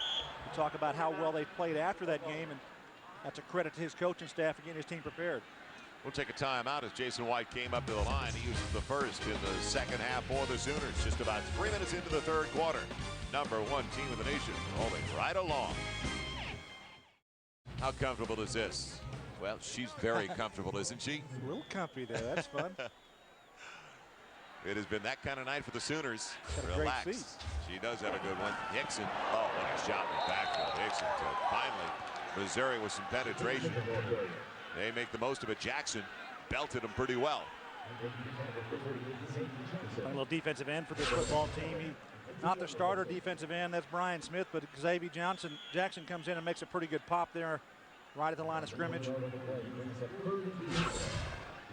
Feel like they give him a little better run stopper, and probably going to bring Brian Smith in there, who actually leads his team in sacks. He's got a good speed rush off the edge. Number 39, Brian Smith does, and leads his team in sacks, as I mentioned. And looks like he might maybe thinking that Oklahoma's going to pass the football. They slide the tight end. Play fake for Hickson. And underneath. The grab is there. Van, the tight end Moses this time. He's brought down quickly by Simpson. They only needed 3 for the first down. And they got it just inside the 45. I think he's got enough. There's no catch, though. They're going to call this that the ball was trapped on the sideline. You see the receiver coming across here, and he's not going to take the deep crosser. He takes the short crosser, but he doesn't catch the football. You see Jason White deliver the ball, and Simpson did a good job. It does hit the turf. Simpson got to him at a perfect time. And they're going to go for it on 4th and a little more than 2. No, they'll bring in the punter. So we see Blake Ferguson for the first time today, the junior from Broken Arrow, Oklahoma.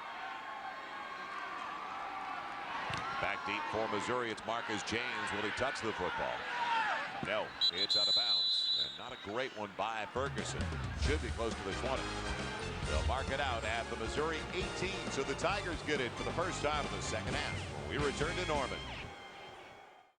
21-point lead for the Oklahoma Sooners. We welcome you back to Norman, and Suzuki presents our Heisman hopefuls. And Jason White off to another great start tonight. Already 226 yards passing and 2 touchdowns for Jason White in this football game. You see Brad Smith and what he's done on the year. B.J. Simmons, obviously great numbers out at Texas Tech. Ran into a buzzsaw, though, at Oklahoma State in that shootout. 100 points scored on Rashawn Woods. I'm sure he had something to do with that. Missouri gets it as White takes a break. And that was actually the second time they had the punt. And Abram can't get out of the backfield. All over the situation. Rodney Poole. He was slowed down, in fact, injured in the first half, but didn't bother him that time. The Missouri drive chart. Well, really only one opportunity to get into the end zone here, but a lot of short plays, a lot of short series, a lot of punts in this football game for Missouri, turning that ball back over to Oklahoma. And that's something you don't want to do. You want to get the ball down the field. You have to create some opportunities here, get the ball in good field position. Gary Pinkel's bunch has not gotten that done in that first half. Let's see now if the Big 12's Offensive Player of the Week, Brad Smith, can get something going here. Little indecision at the outset. And will they call it a completion? No. Now, Sean Coffey tried to get it inbounds, a sophomore from Cleveland. But it's going to be incomplete. And it's going to bring up 3rd and about 11 or 12. Well, how big was that win for the Tigers last week over the Nebraska Cornhuskers? No current Tiger player was alive the last time that Mizzou had defeated Nebraska. You got to go back to 1978. 24 consecutive losses to Nebraska. That puts everything into perspective. Well, what Gary Pinkel has done with this program. They brought it a long way, and the win against Nebraska, no matter how you do it, it's just huge for that football team. They're trying to build on that momentum from a week ago, but running up against the #1 Sooners, that's not going to be an easy task.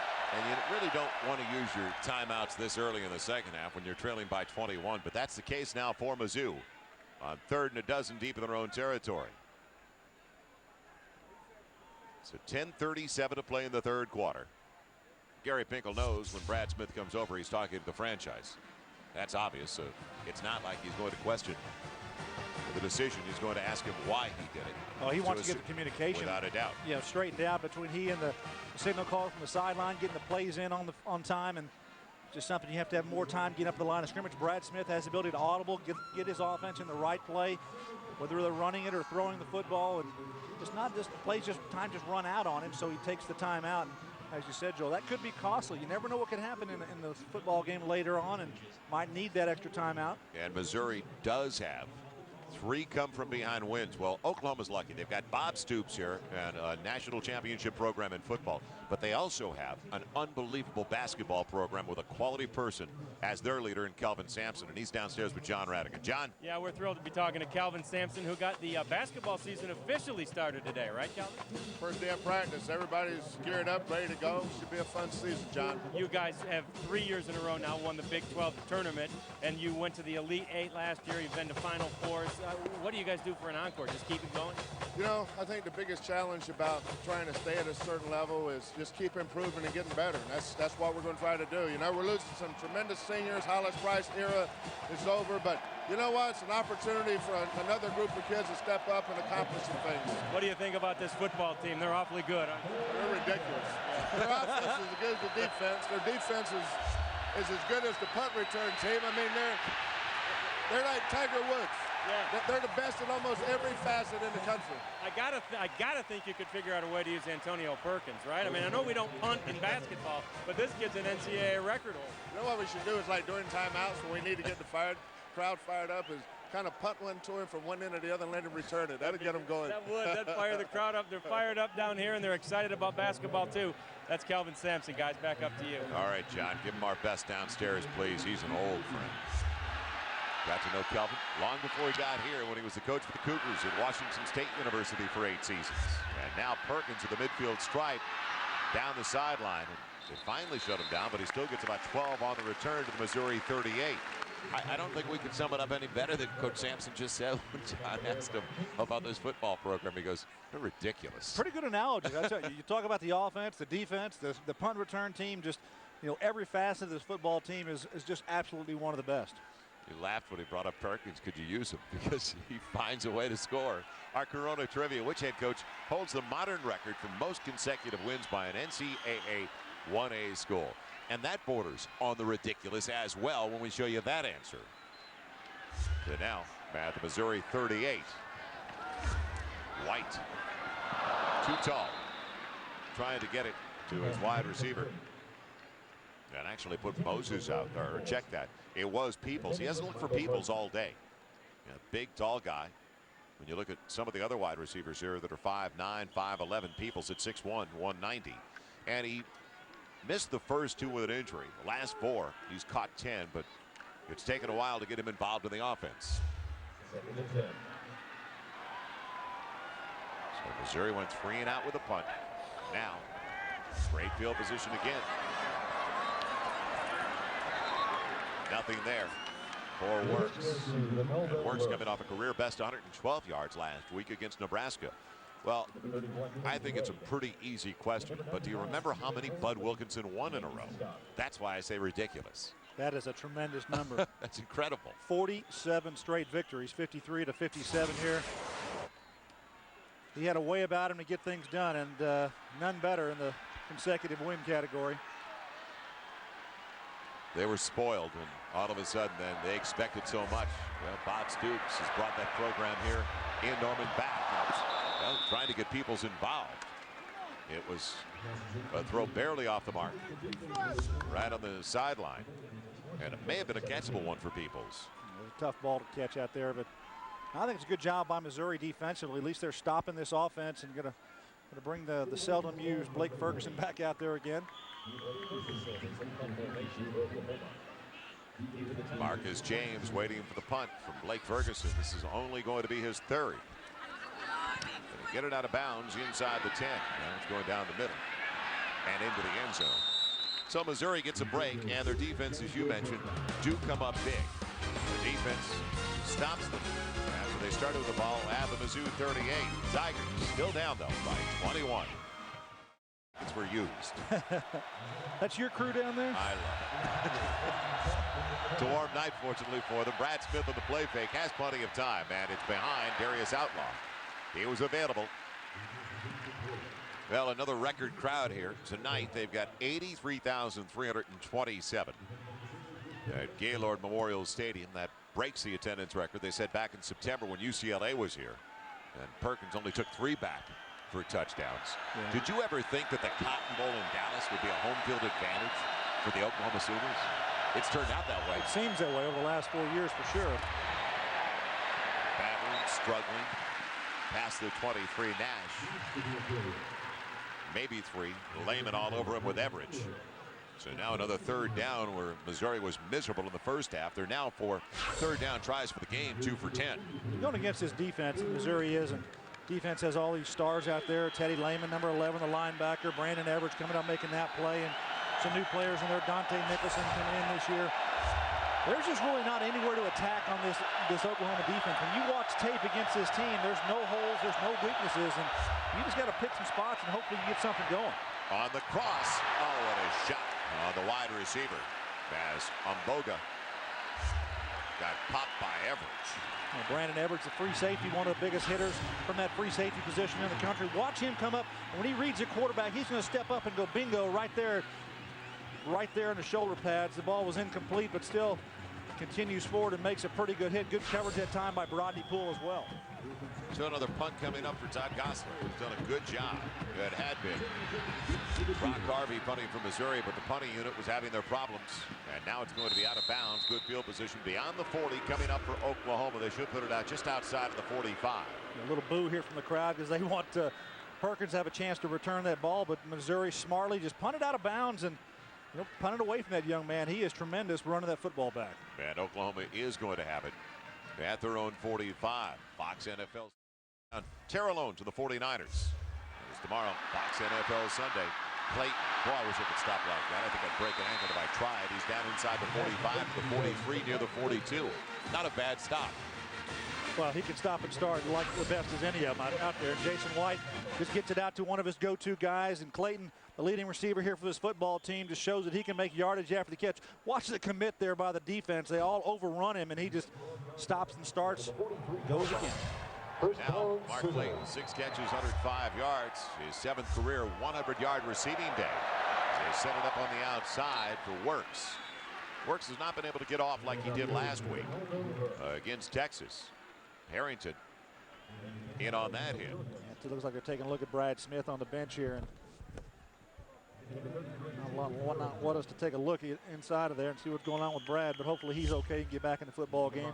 We talk about Works and his production, just he and Keywan Jones have kind of split time out there. Now you had Dante Hicks into the mix for this football team. 3 running backs prominent in the attack for the Sooners. Hickson again on that slight delay. It's worked all day. He's spun around, but he's got a first down all the way to the Missouri 32. Well, Missouri capitalized on mistakes by Nebraska last week. Oklahoma has not cooperated. They have not put the ball on the ground. Points off turnovers were critical for Missouri last week. They had 5 turnovers from Nebraska, and that was converted into 21 points. Well, and your defense has to create those situations, too. You've got to be smart. You've got to pick your spots, create turnovers. Oklahoma, smart football team, very poised. They know how to win. They know how to protect that ball. They haven't turned the ball over as well. So, 2 teams that know that turnovers are key in the game, and neither one of them really making those mistakes.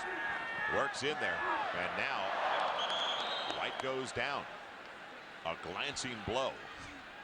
Well, he just tried to outmaneuver the rush and stepped inside and tripped up. And looks like Russ Bell got him, the senior from Jefferson City, Missouri, as he put an arm out on his way by. He's going to come right by the play action pass, and the running back Works doesn't hit him, and steps up in the pocket and might have tripped over somebody. I don't think anybody really even touched him. So it's a loss back at the 39, a loss of 7. And right now, the clock is going to be a big opponent for Missouri as it continues to roll down by 21. But they've had it twice, and they have not been able to pick up the first down yet in the second half. White again, setting up the middle screen. There's Works, and a good open field tackle. Outstanding play out of the secondary for Missouri. Sherdanya Mitchell. Man, it's almost the 35-yard line where it's going to be 3rd and long. Well, you think you're going to have good play design here. It's going to be the screen play. You're going to see the blockers come out and going to get out in space right here in this whole area. But watch this open field tackle. Sherdanya Mitchell comes in and makes a nice play underneath and trips up the back as he comes out there. Good job by Mitchell reacting inside and making a play here for Missouri. 5.5 and counting left in the 3rd quarter. Neither team has scored so far, and now a second time out in the second half has been used by Jason White and Oklahoma. So that's something we've not seen early this season. Clock management, well, usually it's great for Oklahoma. They don't have to worry, though, up by 21. Well, that'll always be the case, though, down the road. We return to Norman with 5:23 to play in the third. A quiet scene over there, a very long day at the yard, as they say, for those Missouri Tiger fans. But I'll tell you, for 83,000 plus Gary reasons, it's a quiet ballpark tonight. Not really into it. I don't see a whole lot of enthusiasm here with these Sooner fans. I think they're sort of waiting for that next big play. Well, when you average 48 points per game and you're stuck on 31 for a while, complacency sets in. Now on 3rd and long, White out of the gun. Pocket holds up well. Little dump off, and Works won't get there. Tried, not for a lack of effort, at the 25, and a field goal try will come up. Kinney led the way from Mizzou. Bring about a 4th and 2.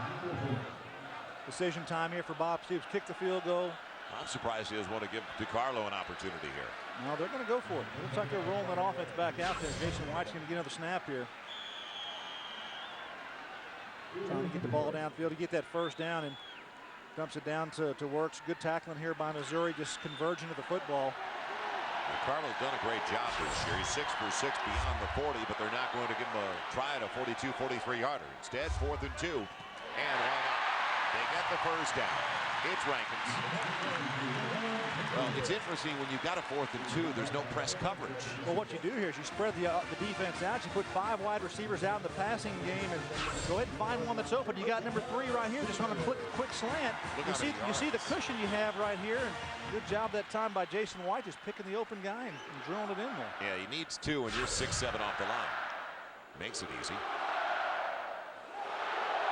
So first down at the 17 for Oklahoma. They stand the shotgun formation. Good pocket protection and a drop. Clayton had a score. So Jason White put it right there. Clayton let it get into his body. And with 4:09 to play in the third, it looked like it was 38-10, didn't it? You look at a quarterback and how he delivers the football, and an experienced quarterback is going to try to turn the safeties in the defense. Jason White does a good job of looking to his right on that play, trying to pass the ball to his left. He sets the defense up well, throwing it to the right side, to the left side of the field, but he looks now on the right. Look at his shoulders, how he fakes and then comes back to the left side, trying to drill it in there. Ball just dropped by Clayton. Works. Sprinting inside the 15, tripped up near the 13. And now into the third and about 5, almost 6. So the little things Jason White has been doing. Yeah, that's why really he's so successful. Improved his game tremendously, able to do those little things. Those are the things that slow a defense down a step, which gives your offensive receiver an advantage. And Jason White throwing the ball exceptionally well this year. And really impressive about him is only 3 interceptions on the year. As you said, one was a throwaway at the end of the half. So now third down with more than 5. White with options, including Works on the circle, and almost intercepted. Well, that was the read, and Jason Simpson saw it like we did.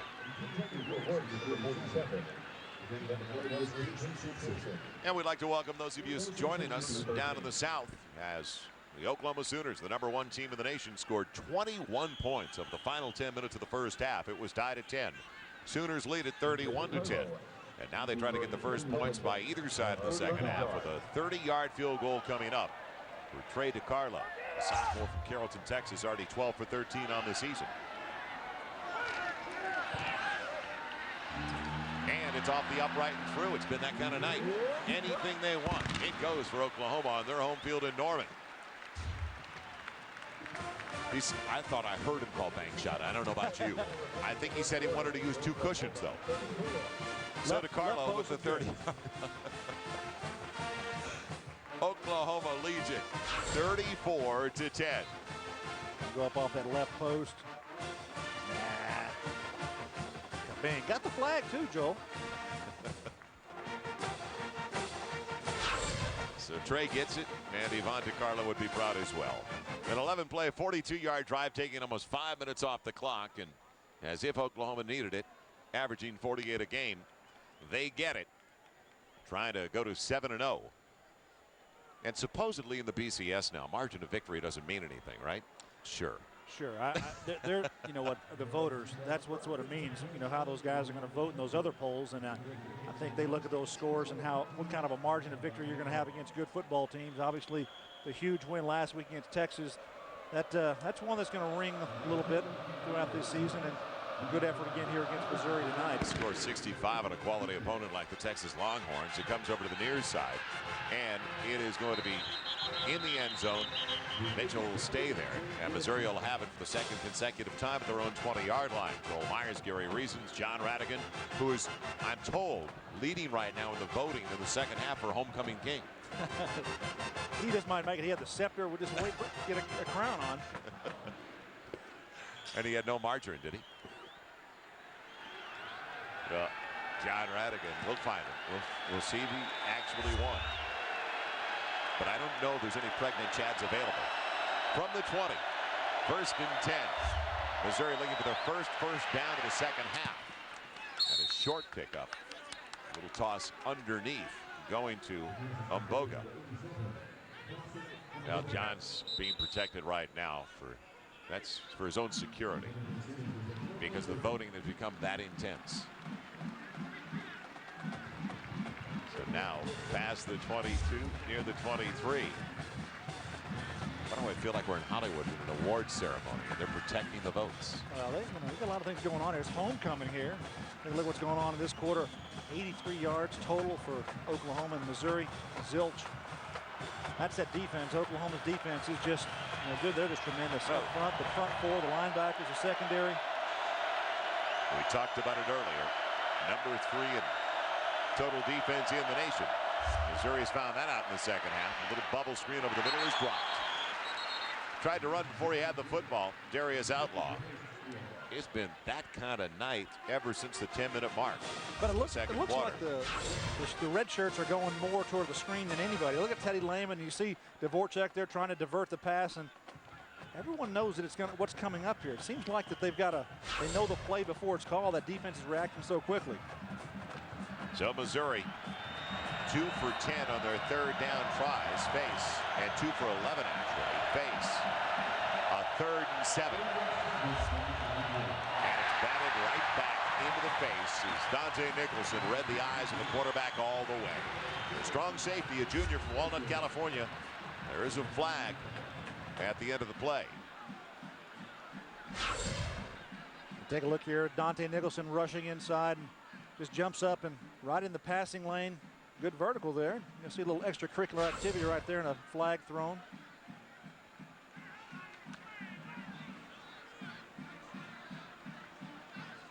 It's a long-range discussion.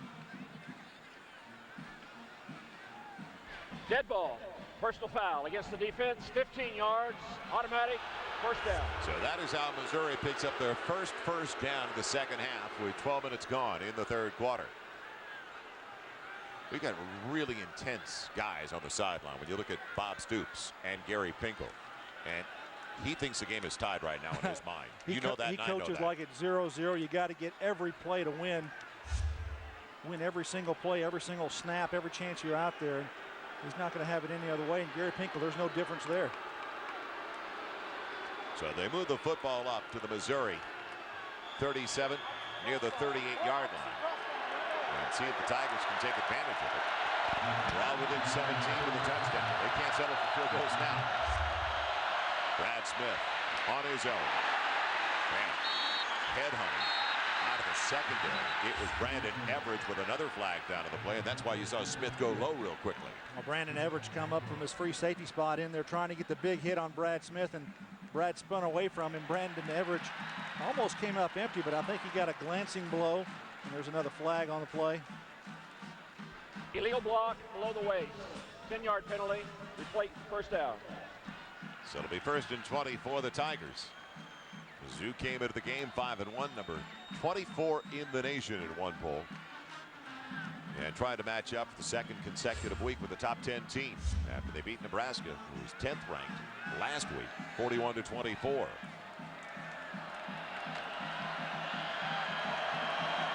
Back at the Missouri 29.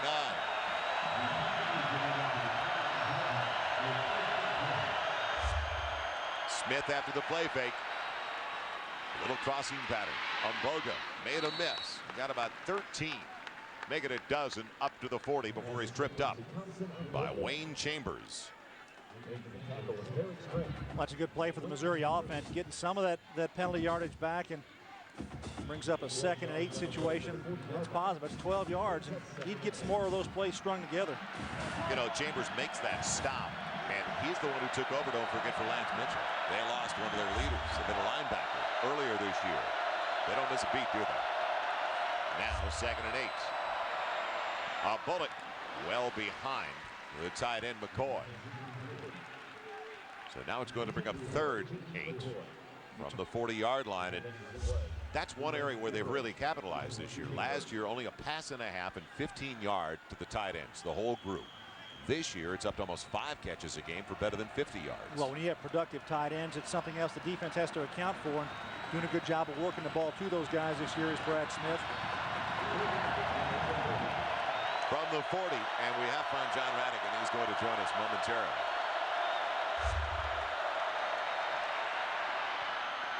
Did he make a miss? No. The catch across the 45 is Derek Strait. Brings down Clint Matthews, the other tight end, and they call him Sweets Radigan. I guess he's upstairs once again. John Radigan. Yeah, I am surrounded by greatness this time, though. It's a Norman, Oklahoma native. It's James Garner of Hollywood fame, and you were honored on the field earlier. How much did that mean to you? Well, that means quite a bit to have, you know, in your hometown and have, you know, your university. I have an honorary doctorate from Oklahoma University, and of course, I've been a fan all my life, so it meant a lot to me. And how much does it mean for you to see this team as resurgent as it is right now? Boy, there's something. They're a great ball club. I'm very proud of them. When Jason White went down a couple of years ago, I said, oh boy, we're going to be hurting. He's back. It's great the way they're playing, and you know, Coach Stoops is one of the best coaches I've ever seen. He's in the Bud Wilkinson era. How often do you get back here? Oh, I get back once, sometimes twice a year. Depends on how much I'm working. Yeah. But I still have family here, and I come back to see them, and I got a lot of old friends. Last night, I turned around, and there's 6 of my old football players from high school standing there. I had a great time. Oh, that's great. That is James Garner, guys. Who knew Jim Rockford is big-time Sooner fan? Back to you. Ronaldo works, weaving his way effectively out of the backfield for a first down after a blown punt by Missouri. Missouri tries to do the fake punt on 4th down, and they don't come up with the first down, so the ball is turned over on downs to Oklahoma at their own 47-yard line. And here we go right again. Oklahoma getting a good run there by Works and another first down. So pretty nice average for Ronaldo Works. Very quietly today. 14 for 86 with a score. It's a first down at the Missouri 35. And that fake on the punt didn't even come close. So Missouri desperate. Didn't make any difference. Oklahoma was ready. And Works has popped right in the original line of scrimmage in the final minute of the 3rd quarter. You know, when James Garner makes a comment, he says that Bob Stoops, he likened him to a young man that he knew probably years ago, and Bud Wilkinson at this program, and how well that he has done. And hey, Bob Stoops has got this football team ready to play. He does that every single week. They have a huge win against Texas, you know, last week, and you're going to think, hey, are they going to let down against Missouri? No, they just pour it on. And what he has done with this program, he has found a way to get his players motivated week in and week out, and there's no letdown in their production. Fake a screen one way, go across the other way. Nothing out there for Will Peoples, though. Good play in the secondary by Quincy Wade. It was a nice comparison, though, by James Garner, who's seen a lot of Oklahoma football in his day. He's not too far off target, is he? No, I don't think he is. I think that Bob Stoops has shown that, you know, he has the tools. He's got a great staff. These guys work well together. You've got Kevin Wilson and Chuck Long offensively, co-offense coordinators, and Brent Venables and his brother Mike Stoops on the defensive side. That staff, I think, is one of the key things that make this football team as powerful as it is, because they work so well together. So the Sooners with the only points of the second half. It was a field goal of 30 yards by Trey DeCarlo. We'll come right back to Norman, Oklahoma, the #1 team in the nation, the highest scoring team in the land, leading the Missouri Tigers 34-10. Sooners have it in Missouri territory and deep in Missouri territory, but they've got a 3rd and long coming up at the Tigers 35 of the first snap of the final 15 minutes. Welcome back to Norman once again. Joel Myers, Gary Reasons, John Radigan, and Jason White looking for 9. Will he get there with Mark Clayton? No. Wade did it again. Chased him down. And our SBC game summary through 3. Brad Smith has been shut down effectively in the second half, Gary. Yeah, really hasn't got the numbers going or got that offense moving, but Jason White very efficient. A couple of touchdowns to the 261 yards. That's just Jason White-like numbers. And Antonio Perkins, I think that's one of the difference makers in this football game. His 7th career punt return for a touchdown. It ties that record, and I guess the field position that he's been able to create for this offense has just been great. Forget about DiCarlo. They're going for it again on 4th and 6. And White punches 3 on the wide side. He's got 4 in the pattern. Plenty of time, but it's deflected at the line, and Missouri holds. So Mizzou will get the ball back outside of their own 30. Well, he had receivers open trying to get him on the crossing routes. 2nd level receiver. I don't know, was that ball tipped, Joel, or was it slip out of his hand? It was definitely, I thought it was deflected on the line of scrimmage, the way it squirted in the air. Let's take a look at the delivery here, and Jason White's going to throw the ball, and yeah, right there in front. Ellison does a good job of getting his big hands up there and knocks it away. And that's a stop for Missouri. It's something positive for him. So here we've got a chance with Brad Smith to get going again. And even for carryover next week, just get some points here in the 4th quarter. They're down by 24. Nash takes a pop, but still spins free for a couple of extra across the 35. Up to the 36. This is their speed back and a good-looking running back, Damian Nash, who blew out his knee, missed basically better than a year. And he doesn't look like he slowed down at all. Well, he's going against a tough defense here, this Oklahoma Sooner bunch, and trying to get Nash and Abram running the football. Hasn't been easy tonight for this Missouri football team at all. So it'll be 2nd and long, a little inside of 7 needed. Nash, Lehman took care of it. A lot of traffic in the middle, though. And Teddy Lehman, the constant there, a weak side backer. And on the Big 12 North, we talked about this with Gary Pinkel and the possibilities of teams in the Big 12 with 2 losses if you have the right wins. Maybe even 2 losses could win in the North. Well, it's really unprecedented to have 2 losses and win that conference and win the north side of it. You're going to have a little help to get that done.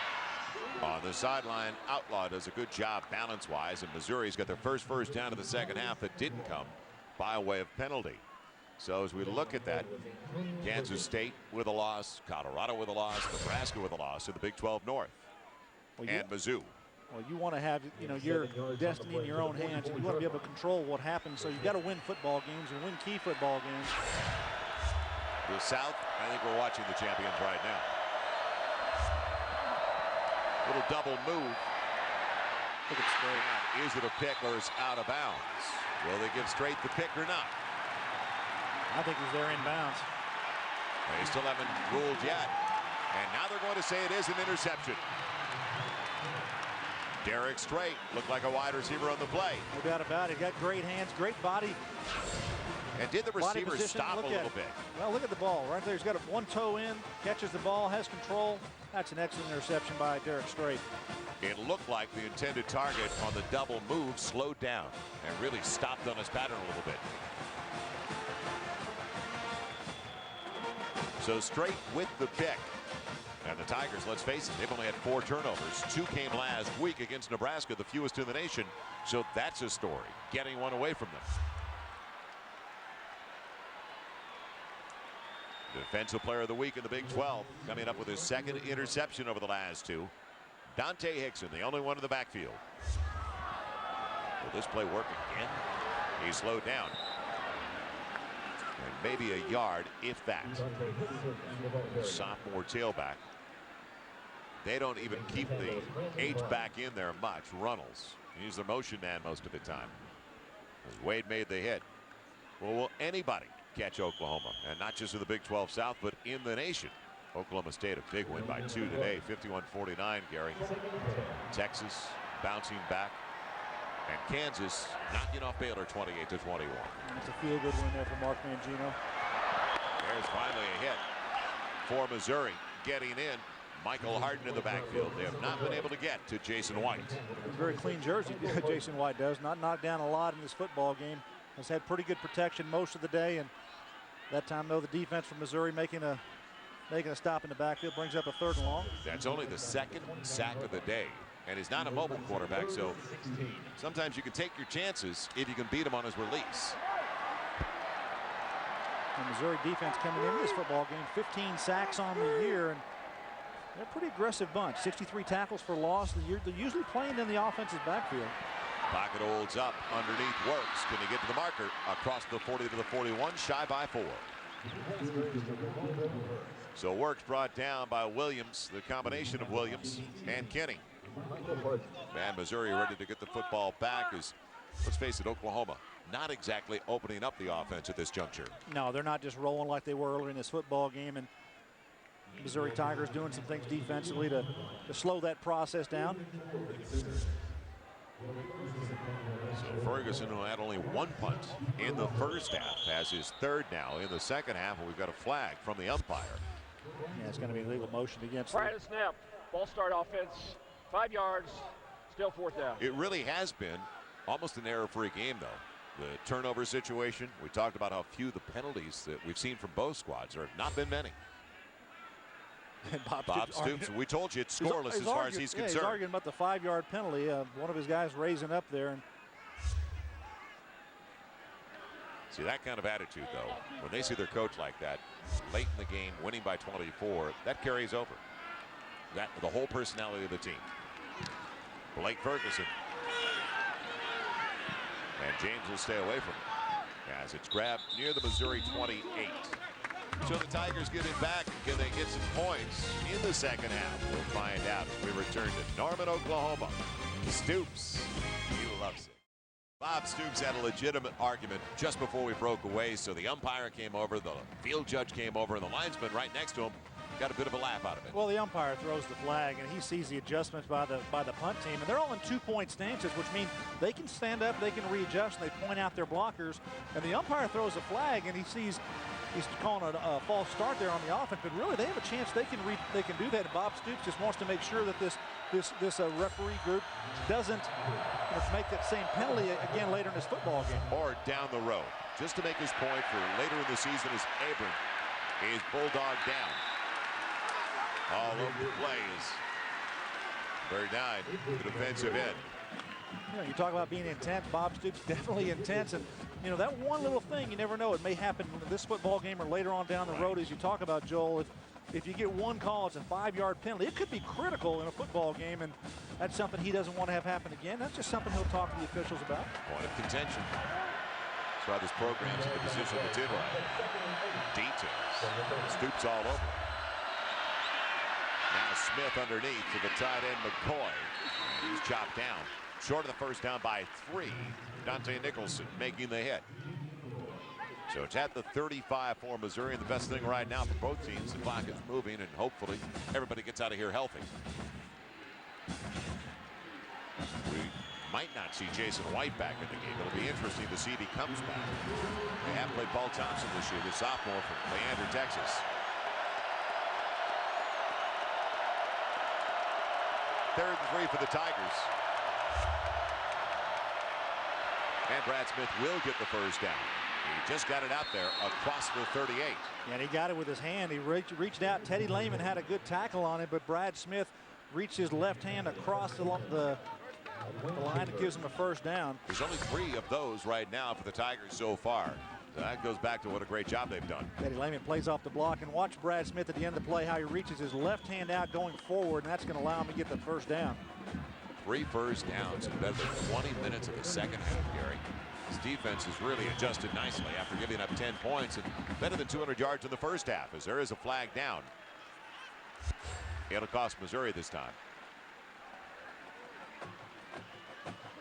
So take it back to outside the 33. What a frustrating day to be tied at 10. 9 minutes and 50 seconds left in the first half, and then it all evaporated for Mizzou. Yeah, 21 unanswered points there, and then coming here into the third quarter, kind of a slow start for both teams, with the 3 points now for the Sooners in the third quarter with the Ricardo field goal. Oklahoma's got this game well in hand, and Missouri has not really challenged in the second half at all. Smith taking a shot from Nicholson. Nicholson's got his money's worth. He's going to sleep real well tonight. He may sleep all day tomorrow. He's one of those players that's all around the field making plays. They line him up as more of a linebacker now. They've been playing a 4-3 defense here at Oklahoma for a long time, but Mike Stoops has decided that they want to go with more speed on the field, and they'll bring Dante Nicholson in there as kind of a linebacker spot, so it's kind of a 4-2-5 alignment. Dante Nicholson is making play after play here for this team tonight. Tommy Harris trying to apply the heat. And out of the reach of the wide receiver with a flag down on the play, trying to get it to Sean Coffey. Derek Strait coming up from behind. Did he get there early, though? Well, the official felt that way.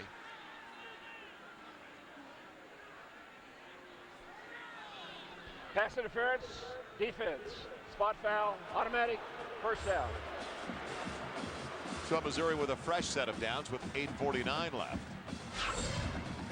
A couple of first downs you're going to see crossing here on the back of the screen. You see the contact, Brandon Everidge up there, and that's Derek Strait a little bit early. And the flag comes in. Seen that both sides now. A good call by the officials. Identical play. One against Missouri earlier. Brad Smith. Look at the maneuverability of this young man. Now the home run ball. He's got his man. And Outlaw had beaten Strait by a step. It was just off the mark. See how effortlessly Brad Smith threw that football. As you said, the maneuverability, getting away from the rush and then setting his feet. Throws the ball easily 60 yards on that strike into the end zone. And a real contrast in throwing motions between the two quarterbacks. Yeah, he's pretty slippery too in that backfield. You can't get a hold of him, and he sees pressure. He just has a knack for getting away from people. You see the rush break down there, can't get him, and he just zings it out there. And this ball's easily thrown 60 yards into the end zone, and looks like pretty easy effort for Brad Smith. And now it's going to be 2nd and 10 for the Tigers. You see the bunch over to the near side. And actually spread out. Not a bunch, but 3 on the wide side. Look out. Tommy Harris has done an unbelievable job. It's a dump off. Abram taking a positive when it looked like a negative for the Tigers because of the trouble for Smith. Tommy Harris has one of the biggest motors in this league. He really does, and one of the strongest players from a defensive line position. Inside 2 technique defensive tackle here for Oklahoma. Good power move inside. He can get around those offensive guards. He can bull rush them. He's got enough quickness and speed to a little spin move or swim move. Got all the tools. He's going to be a great player. He's going to have a pretty bright future, I think, on Sunday. You remember when we asked Bob Stoops about him earlier this week, and he goes, gosh, I don't know if anybody's playing better hit his position than Tommy right now. And that's not in the Big 12, but in the nation. Damian Nash in the backfield. 3rd and 3 for Mizzou. A little shadow underneath. Man, it should be enough for the first down, although they put him outside of the 42. He needed to go inside the 43. It will be a first down as Coffey is brought down by Chambers. Yeah, move the sticks again. It's 3 first downs in a row here for Missouri. And Brad Smith just taking what the defense is allowing him, which isn't a lot. It's giving them those underneath routes, and defense is breaking up, making tackles right at the mark there, and almost stopped him short of the first down. And even that number is a little misleading when it's only 6 on the deficit side for Missouri, because Oklahoma had a couple of drives where they went 80 yards in 3 plays. They didn't need 3rd downs. And Smith in trouble and on his way down. But did they get him by the grill? I think it may have been a face mask. Klein was back there. And it may have been a hold and a face mask. Yeah, Corey Klein with a good move on the outside to see the face mask against the defense. Well, he just powered through the right tackle, does a good job of getting in the backfield right on. Incidental face mask, 5 yards from the previous spot. First down, 5. You'll see Brad Smith. His pressure's going to come from the right side. You see Corey Klein just doing a good job working to the quarterback, and I don't know where the face mask came in. When you look at the front 4, the starting 4 at least for Oklahoma, as Klein goes off the field, he's a senior and he's not a starter. He plays behind Tommy Harris, Jackson a junior, Harris a junior, Dvorak a junior, Dan Cody a junior. Larry Bird, a freshman. So they've got guys, they've got depth, they've got players. It's a bright future here for Oklahoma for some time. Smith in trouble, and can he get away? He won't this time. Dvorak's there. Dusty's got the 5th sack of the night for the Sooners, and that's tough when you consider how elusive Brad Smith is. They've been able to get to him 5 times. Well, that's his second sack for himself tonight and 6th on the season. Dvorak doing a good job rushing. He's on the outside on the nose, and he's going to take a good rush there on the left guard, get around him well and get into that backfield. Hey, when you got pressure from just 4 down linemen here on a very speedy quarterback, breaking through there, that's just good front 4 defensive play. So now it's a sack back at the 46. Second and about 14. Smith on the draw, won't be able to get away. How about the speed on the edge by a defensive end that goes at 235, 40 pounds, Jonathan Jackson. Yeah, Jonathan Jackson comes off the left edge and tracks down Brad Smith on the quarterback draw. Speed rushers, they like to put players with speed on the field. Jonathan Jackson, a linebacker in high school, moved to the defensive line position, get him speed to the defensive end. Able to track down a speedy Brad Smith. And that's something that Gary Pinkel in the last couple of years has talked to us about on a regular basis, how he's trying to elevate his team speed. Yeah, and that's what they do at Oklahoma here. They find good athletes. Doesn't matter what position they play on the field. If they've got speed and talent, they'll find a place for them to play. So now 3rd and even longer for Missouri. They'll give him that one, but Marcus James can't hang on to it. One of those nights. I'm not really sure what they were trying to do on that play. 3rd and long situation. They're trying to throw a 5-yard pass to Marcus James, and defense is going to allow them to have that and come up and make the tackle, but Marcus James just to make that grab first. Well, they were going to go for it on 4th down, maybe get 10 out of it, and then go on 4th and 5. But James doesn't hang on. And the frustration continues. The young man is going to be one of the best in the Big 12 over the next 2 years already. A sensational one. Hunting away from Perkins again. As you should do on a regular basis. 5:31. He's already returned 1 tonight. He's tied an NCAA record with 7 on his career. As we continue from Norman. Next tell you make the call. And our next tell you make the call with Oklahoma in control. King and Queen candidates. Well, that's a beauty there, isn't it? Well, there's another choice. Where's Waldo? Oh. How'd you like to wake up with that? What about this guy right here? You make the call. He's my king. That's it's unanimous. It's automatic. John Radigan reliving great days in college. Homecoming king. Passage 20. Carrying the football for Oklahoma. It is Dante Hickson. Dante Hickson's got a lot of work tonight for this football team. Haven't seen a whole lot of Keywan Jones. No. Ronaldo Work's been out there quite a bit. Haven't seen Keywan except for short yardage situations. And Dante Hickson, I think they liked what they saw a week ago against the Longhorns. Why did he go out of bounds though? 34-10. Oklahoma up by 24. From the 23. White on the move and an interception for the Tigers. Harrington's got it inside the 20 and knocked out of bounds close to the 10.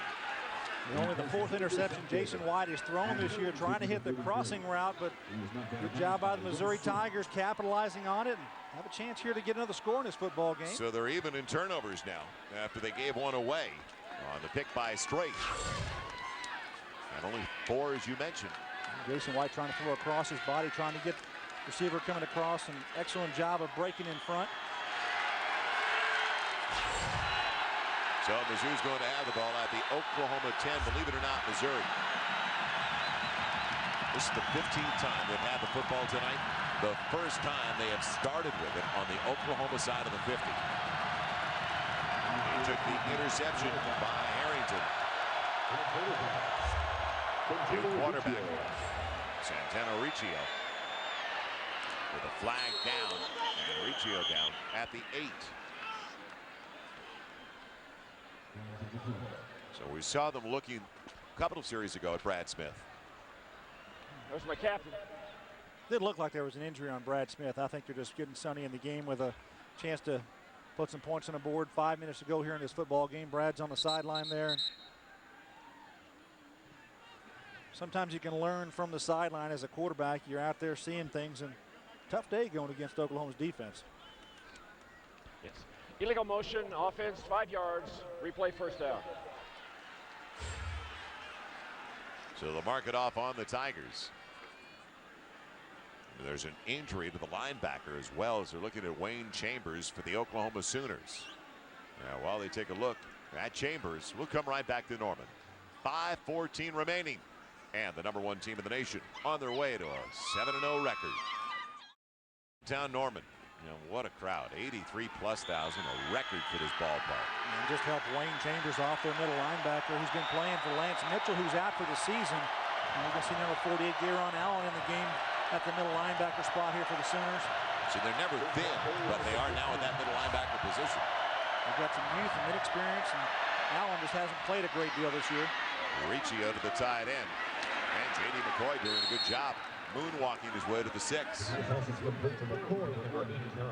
Rodney Poole bringing him down along with Perkins. And Perkins, our player of the game, well, he has tied a couple of NCAA records tonight. The one you're looking at is 7th career punt return for a score. That's tying 9 other people in the history of college football at the Division I-A level, and also single season. He's got 4 this year, as 3 came in the one game against UCLA. Outlaw the motion man. Bending it outside. Abram, Megan Nash rather, going lower. It is Abram. Down inside the 3. Nicholson took him down, so it's going to be 3rd and goal. What's impressive about Antonio Perkins, back on him and his story, is just that I think that he's got a knack for seeing the field. You know, you get in that zone, you feel what's going to happen, and he's got a feel for that punt return game, and it's pretty special. And then you've got the great athletes that Oklahoma puts out there on their special teams. They put starters, they put good players out there, and it just elevates their level of play, and they want them to succeed on punt returns, and they've done a great job here again tonight. Abrams stays in the backfield. Now a flag. Looks like it's going to be a dead ball. False start on the offense.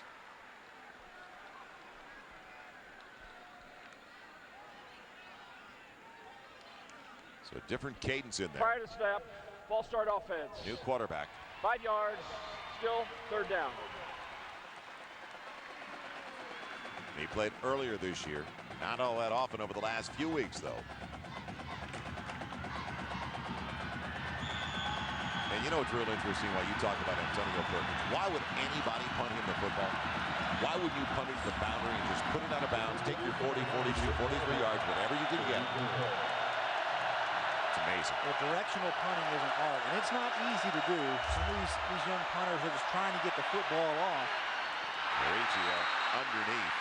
Interesting decision there. There's Allen making a play there coming into the football game. Kid who just joined us after the injury to Wayne Chambers. So Garen Allen, a junior from Orange, Texas.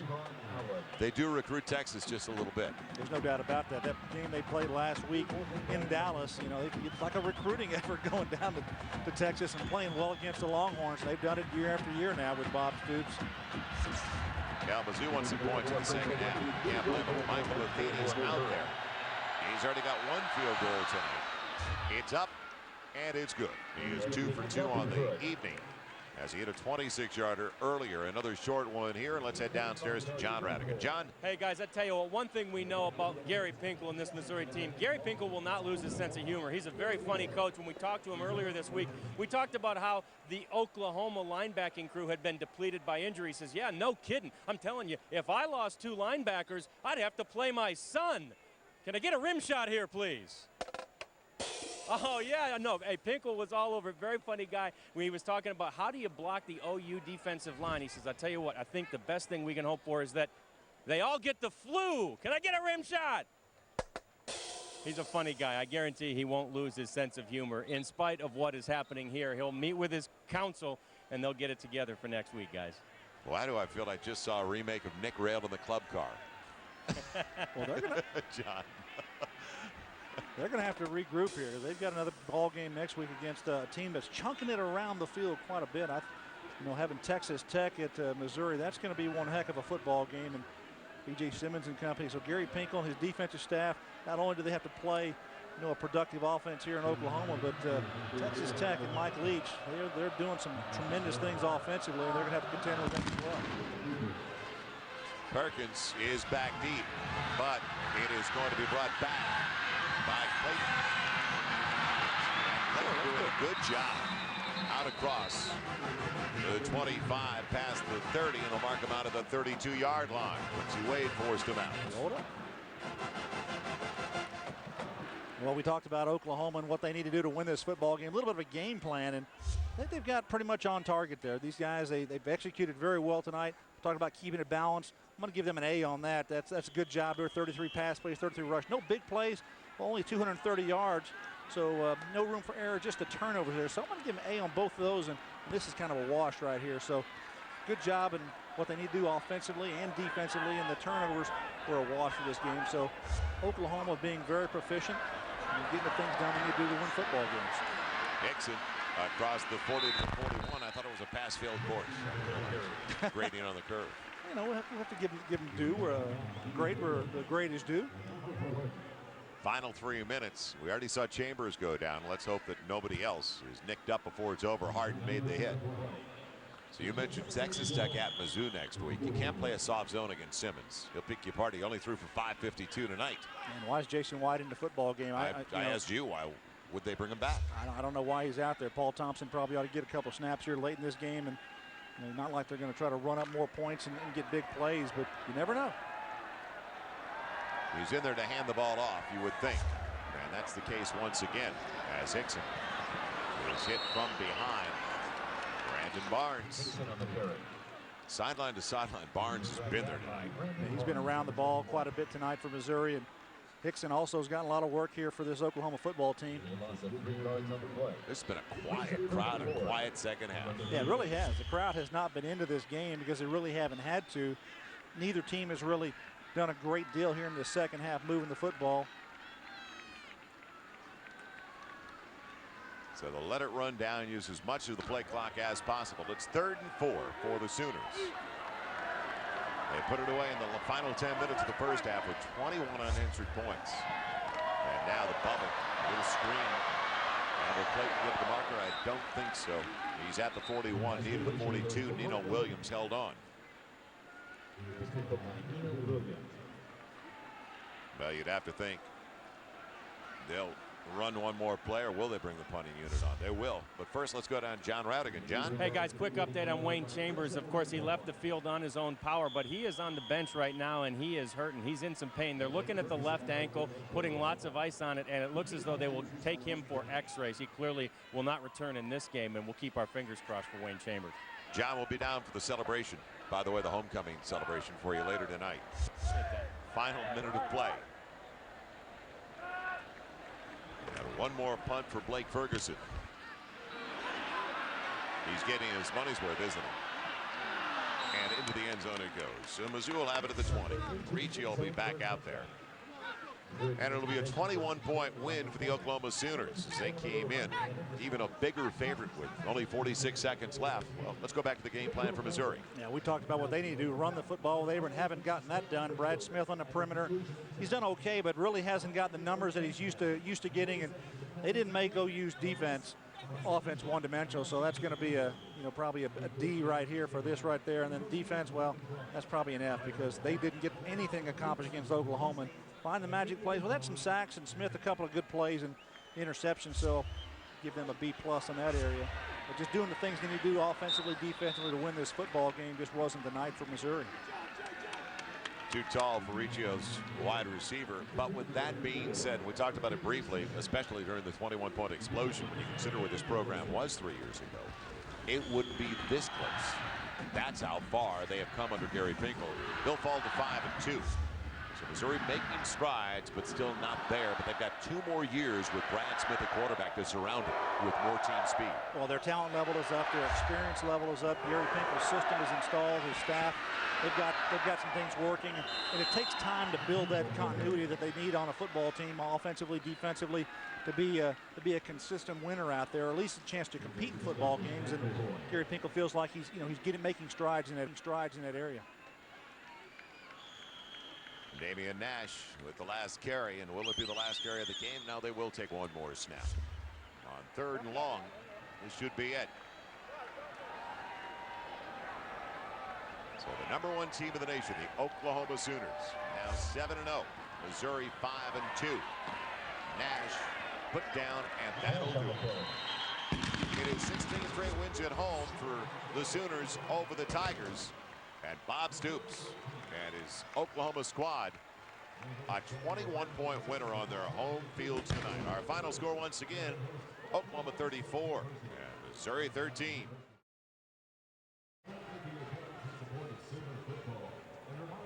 It was a calm second half, to say the least, for the Oklahoma Sooners. To the credit of Bob Stoops, though, he tried to do some things. He also has a great deal of respect, you can tell, for Gary Pinkel and the Missouri Tigers. I think he really does. He respects what that man has gone through, and not unlike what he came in here 4 or 5 years ago when Bob Stoops took this job. He knew it was going to take some time, and Gary Pinkel's going to hopefully get his team turned around and do some more good things. The big win they had against Nebraska really tried to set them off this year. But Oklahoma, they have proved again here tonight that they're the best in the football, and the best in college football right now, and deservedly of that #1 ranking. Downstairs we go. John Radigan. Yeah, we're with Antonio Perkins, a NCAA record, your 7th punt return for a touchdown. You just always feel like you can take it back to the house, don't you, Antonio? Yeah, I feel real confident in our unit and the way my men are blocking for me. And I told Jason before the game started, I said, I'm going to give you some field position to take control of the game for us. Obviously, there was a spurt there where you guys made such big plays in the last 5 minutes or so of that half, and that really won the game for you, didn't it? Yeah, it felt real good. Missouri is a real tough team, real good team, and they gave us all they had, and we came out and we had a good fight. And then in the second half, it was a real fight, but you had enough of a lead to just hold on there. Yeah, second half, we were trying to maintain our lead, and they fought back, and we fought back with them. Congratulations, Antonio Perkins. We appreciate it. Congratulations to the Oklahoma Sooners. See if we can grab a little bit more post-game down here. We throw it back upstairs to you guys. All right, John. So now 22 touchdown passes on the year with only 4 interceptions for Jason White. He was 20 of 34, 278 yards. He did not hurt his Heisman chances at all. Still on track for that Heisman hopeful. Well, for Gary Reasons, John Radigan, our entire crew here in Norman, Oklahoma, I'm Joel Myers. Thanks for joining us. Oklahoma prevailing. They could have won by more. Missouri hung tough, though, in the second half. 34-13. Oklahoma still the dominant team in college football. Coming up next, our college football show, and then tomorrow morning at 9:30, the Ultimate Fantasy Football Show. You've been watching Big 12 football on Fox Sports Net. So long, everybody. Great job done in Norman, Oklahoma. Diversity, speed, balance. #1 Oklahoma remains unbeaten. They are undoubtedly the best team in college football. Is Oklahoma. Kellen, we'll start with you. I think you felt like Missouri could give them a better football game, did you not? Well, we were hoping that they could give them a shot at it because they came back so strong against Nebraska last week. But Oklahoma has entirely too much talent right now, team speed, and it showed in the latter parts of the second quarter. Billy Ray, when Oklahoma just exploded for 21 unanswered points. Yeah, and I think you see what happens when you embarrass them. The way that Missouri embarrassed Oklahoma last year, it was something that Mike Stoops was not going to let happen again. That defense was flying all over the place. With that kind of defensive speed, Brad Smith held basically ineffective. Well, Mike Stoops, defensive coordinator. Yes. Mike Stoops. Bob Stoops. Bob head coach. Mike National championship so 2000. Or do you think the 2003 team? We're riding high going into their game with the #1 Oklahoma Sooners. Why wouldn't they be, right? They finally took down the hated Cornheads of Nebraska last week in Lincoln, and last season proved they could hang with Oklahoma for a while. But this game is not played in the past, and nothing that happened last week or last year would even matter in Norman. Bob Stoops and company fired up, holding. He knows how tough it is to handle Brad Smith, who's off to the races here. Sooners up 10-3, but that was tied at 10. Same score in the second quarter. Jason White finds Mark Clayton, I think one of the best receivers in the country. Look at this. Does he have it? Well, Clayton gets the call, and the Sooners are up 17-10. Moments later, OU 4th and 6. Stoops gambles. White over the middle. Juwan Rankins wide open. Oh, look at those moves down the sidelines. Are you kidding me? 4 guys missed. Touchdown at 24-10 OU. Late second quarter, Missouri trying to keep it away from Antonio Perkins. That would have been a good idea because he's 70 yards on the return and gone. That's his 7th career return for a touchdown. That ties an NCAA record, and oh baby, those Sooners roll. They win right here on Fox Sports Net. Missouri plays Texas Tech next in Lubbock, or actually in Missouri. Oklahoma will be at Colorado. 35-13. Your final. We'll look for more post-game from this one later on.